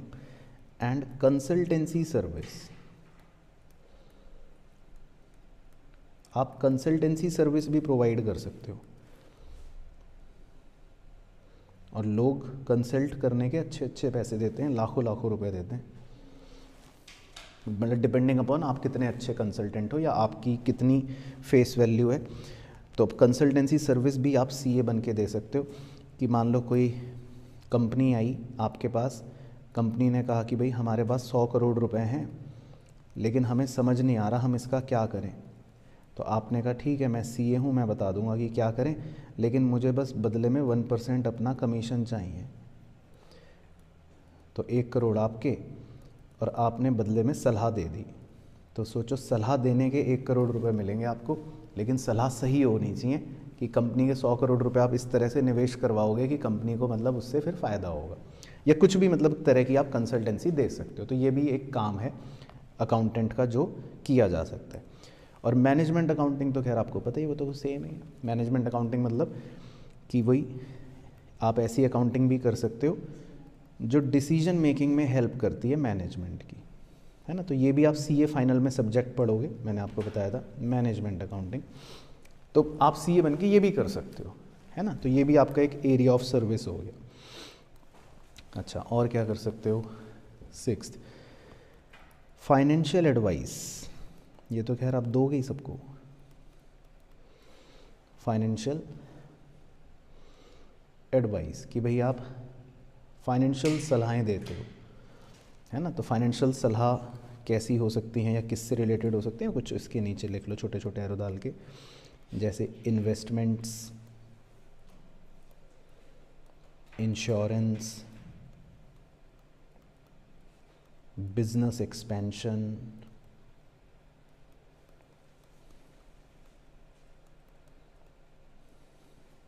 इन्वेस्टिगेशंस,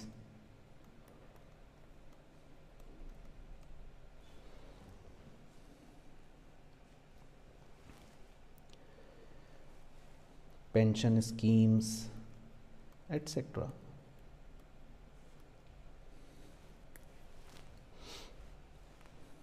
तो मतलब ये भी आपके फाइनेंशियल दायरे के अंदर बहुत सारे काम हैं जो आप कर सकते हो, कि भाई आप इन्वेस्टमेंट से रिलेटेड काम कर सकते हो, है ना, निवेश कहाँ करना है, कैसे करना है। इंश्योरेंस के अंदर आप काम कर सकते हो, बहुत सारे इंश्योरेंस प्रोडक्ट्स होते हैं, लाइफ इंश्योरेंस, ये इंश्योरेंस, वो इंश्योरेंस, उसके बारे में आप जानकारियाँ दे सकते हो।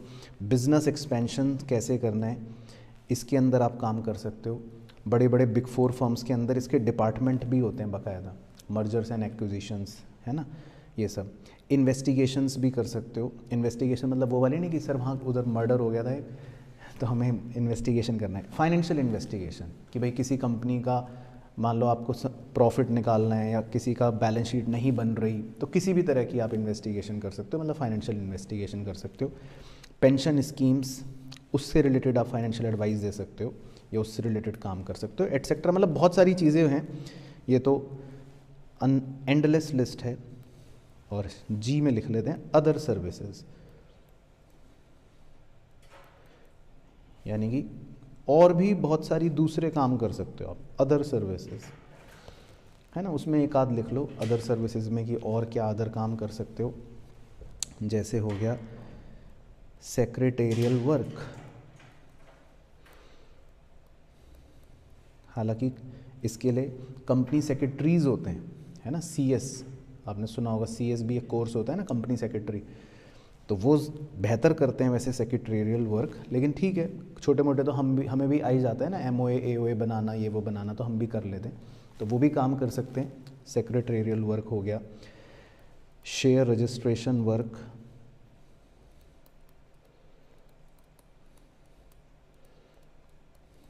है ना, शेयर्स को रजिस्टर करवाने का काम कर सकते हो।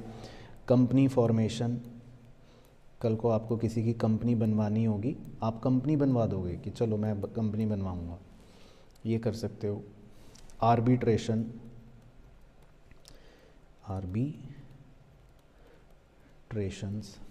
आर्बिट्रेशंस क्या होता है? आर्बिट्रेशंस होते हैं कि लड़ाई सुलझाते हो। हाँ, सेटल अ डिस्प्यूट। अब दो लोगों की लड़ाई हो गई, आपने कहा ठीक है दोनों इधर आओ, मुझे बताओ क्या हुआ, तो फिर आपने सुन के उनकी लड़ाई सॉर्ट कर दी और दोनों से 2-2 लाख रुपए ले लिए कि देखो मैंने तुम्हारी लड़ाई सुलझा दी। नहीं तो तुम खामखा कोर्ट में जाते, केस करते, तुम्हारा 1 साल केस चलता रहता, तुम 10 लाख रुपए हारते, तुम 20 लाख रुपए हारते। इससे बेटर है मुझे 2-2 लाख रुपए दे दो और तुम्हारा जो भी सेटल करना था वो मैंने कर दिया। तो इसको आर्बिट्रेशन बोलते हैं।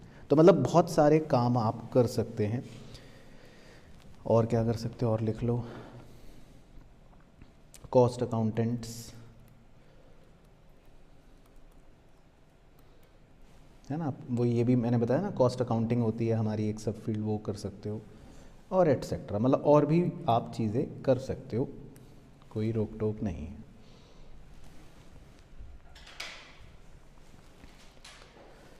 ठीक है, तो ये तो हो गई मेन। बाकी स्टार पॉइंट लिखना है एक, लेकिन पहले ये समझ आ गए कि ये सारे एरियाज ऑफ सर्विस हैं। देखो आपके CA बनने के बाद आप क्या क्या कर सकते हो, ये सब काम कर सकते हो, है ना। तो एक तरह से ये सारे एरियाज ऑफ सर्विस हो गए। बाकी एक स्टार पॉइंट लिखना है बस, क्योंकि हम CA की बात कर रहे हैं ना, तो इसलिए यहाँ पर हमें एक CA से रिलेटेड स्टार इम्पॉर्टेंट पॉइंट इसमें कवर करना है। तो इसमें आप लिखना चार्टर्ड अकाउंटेंट, इसको आप अंडरलाइन कर लेना।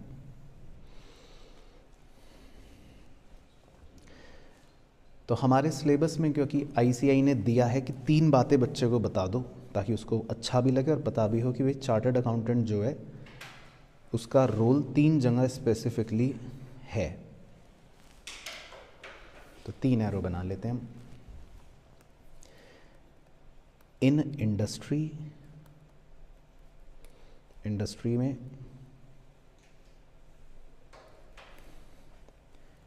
इन पब्लिक सेक्टर एंटरप्राइजेस,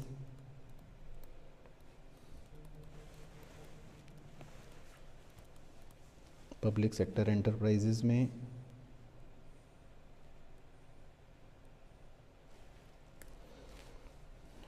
और इन फ्रेमिंग फिस्कल पॉलिसीज, इन फ्रेमिंग फिस्कल पॉलिसीज, फिस्कल पॉलिसियां बनाने में, है ना। तो पहले आप लिख लो मेन हेडिंग, फिर बताता हूँ।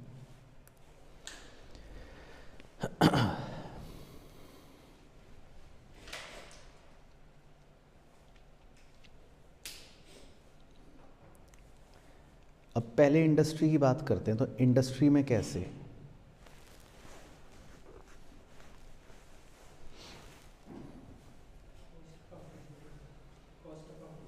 हाँ मतलब इंडस्ट्री में जो है आपको पता है बड़ी बड़ी कंपनियों के अंदर टॉप लेवल्स पर चार्टर्ड अकाउंटेंट्स बैठे होते हैं, है ना। CFO, कई बार तो CEO। तो इंडस्ट्री के अंदर मतलब चाहे बजटिंग का काम हो, है ना, या वही जो आपने कहा कॉस्ट अकाउंटिंग का काम हो, टैक्सेशन का काम हो, मैनेजमेंट अकाउंटिंग का काम हो, तो ये सब कौन कर रहा है? CA कर रहा है या कर सकता है। तो इसीलिए इस एस्पेक्ट को कवर करने के लिए ऐसे बताया गया कि चार्टर्ड अकाउंटेंट का इंडस्ट्री के अंदर ये रोल है आज के ज़माने में। तो समझ आ गया, इन इंडस्ट्री। तो ये आप लिख सकते हो, मतलब या बाद में लिख लेना चाहें, ये हिंट वर्ड्स हैं, मतलब ऐसे ही। इसी तरह in public sector enterprises, public sector enterprise कौन से होते हैं? गवर्नमेंट वाली जो कंपनियां हैं, मेनली सरकारी कंपनियां। तो उनके अंदर भी पता है सीए का क्या रोल होता है कि वो उनकी बैलेंस शीटें बनाते हैं। बहुत सारे पब्लिक सेक्टर कंपनियों की बैलेंस शीट्स सीए बनाता है और लोगों को बताते हैं, इन्फॉर्मेशन देते हैं। भाई आम जनता को कैसे पता चलता है कि ये सरकारी कंपनी कैसा काम कर रही है? सीए उनकी बैलेंस शीट बनाते हैं। तो ये बात इसमें मतलब लिख देता हूँ डैश डाल के कि CA prepares accounts and reports of these enterprises. इन सब सरकारी कंपनियों के अकाउंट्स, इनकी रिपोर्टें भी सब सीए बनाते हैं, पब्लिक को बताते हैं कि देखो भाई इस कंपनी की ये बैलेंस शीट है या ये रिपोर्ट है, ये सब काम भी सीए का है। तो इसीलिए सीए के रोल को बड़ा इंपॉर्टेंट माना गया है इन पीएसई, मतलब पब्लिक सेक्टर एंटरप्राइजेस। और फ्रेमिंग फिस्कल पॉलिसीज। अच्छा एक और है, एक एरो और लगा लेना, चौथा और फोर्थ और लिख लेता हूँ, इन इकोनॉमिक ग्रोथ। ये भी तो मेन है आपका रोल, देखो कितना बड़ा है, ये भी तो लिखना ज़रूरी है, इन इकोनॉमिक ग्रोथ। ये भी ऐड कर लेना आप चौथा। इकोनॉमिक ग्रोथ में, आर्थिक विकास के अंदर भी आपका रोल है। तो पहले फ्रेमिंग फिस्कल पॉलिसीज़ में बताओ, फिस्कल पॉलिसी कौन सी होती है?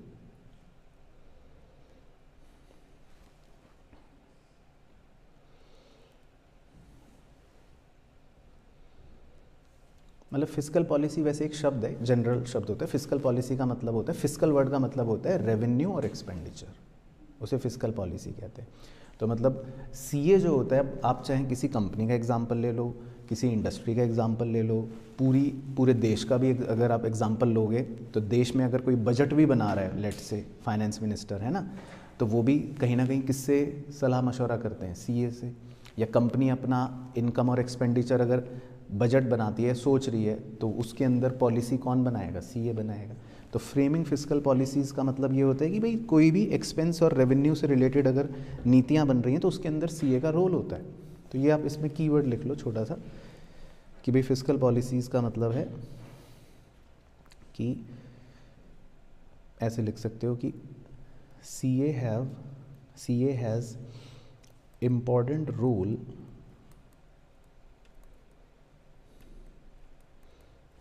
in determination of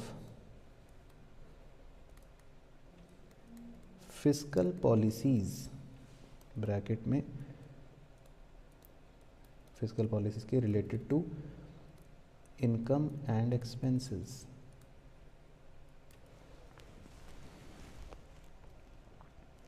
तो सीए का रोल फिस्कल पॉलिसी बनाने में भी बहुत है। और फिस्कल पॉलिसी मतलब इनकम और एक्सपेंसेस से रिलेटेड कोई भी पॉलिसी। और चौथा, इकोनॉमिक ग्रोथ में कैसे आपका रोल है? They help in increasing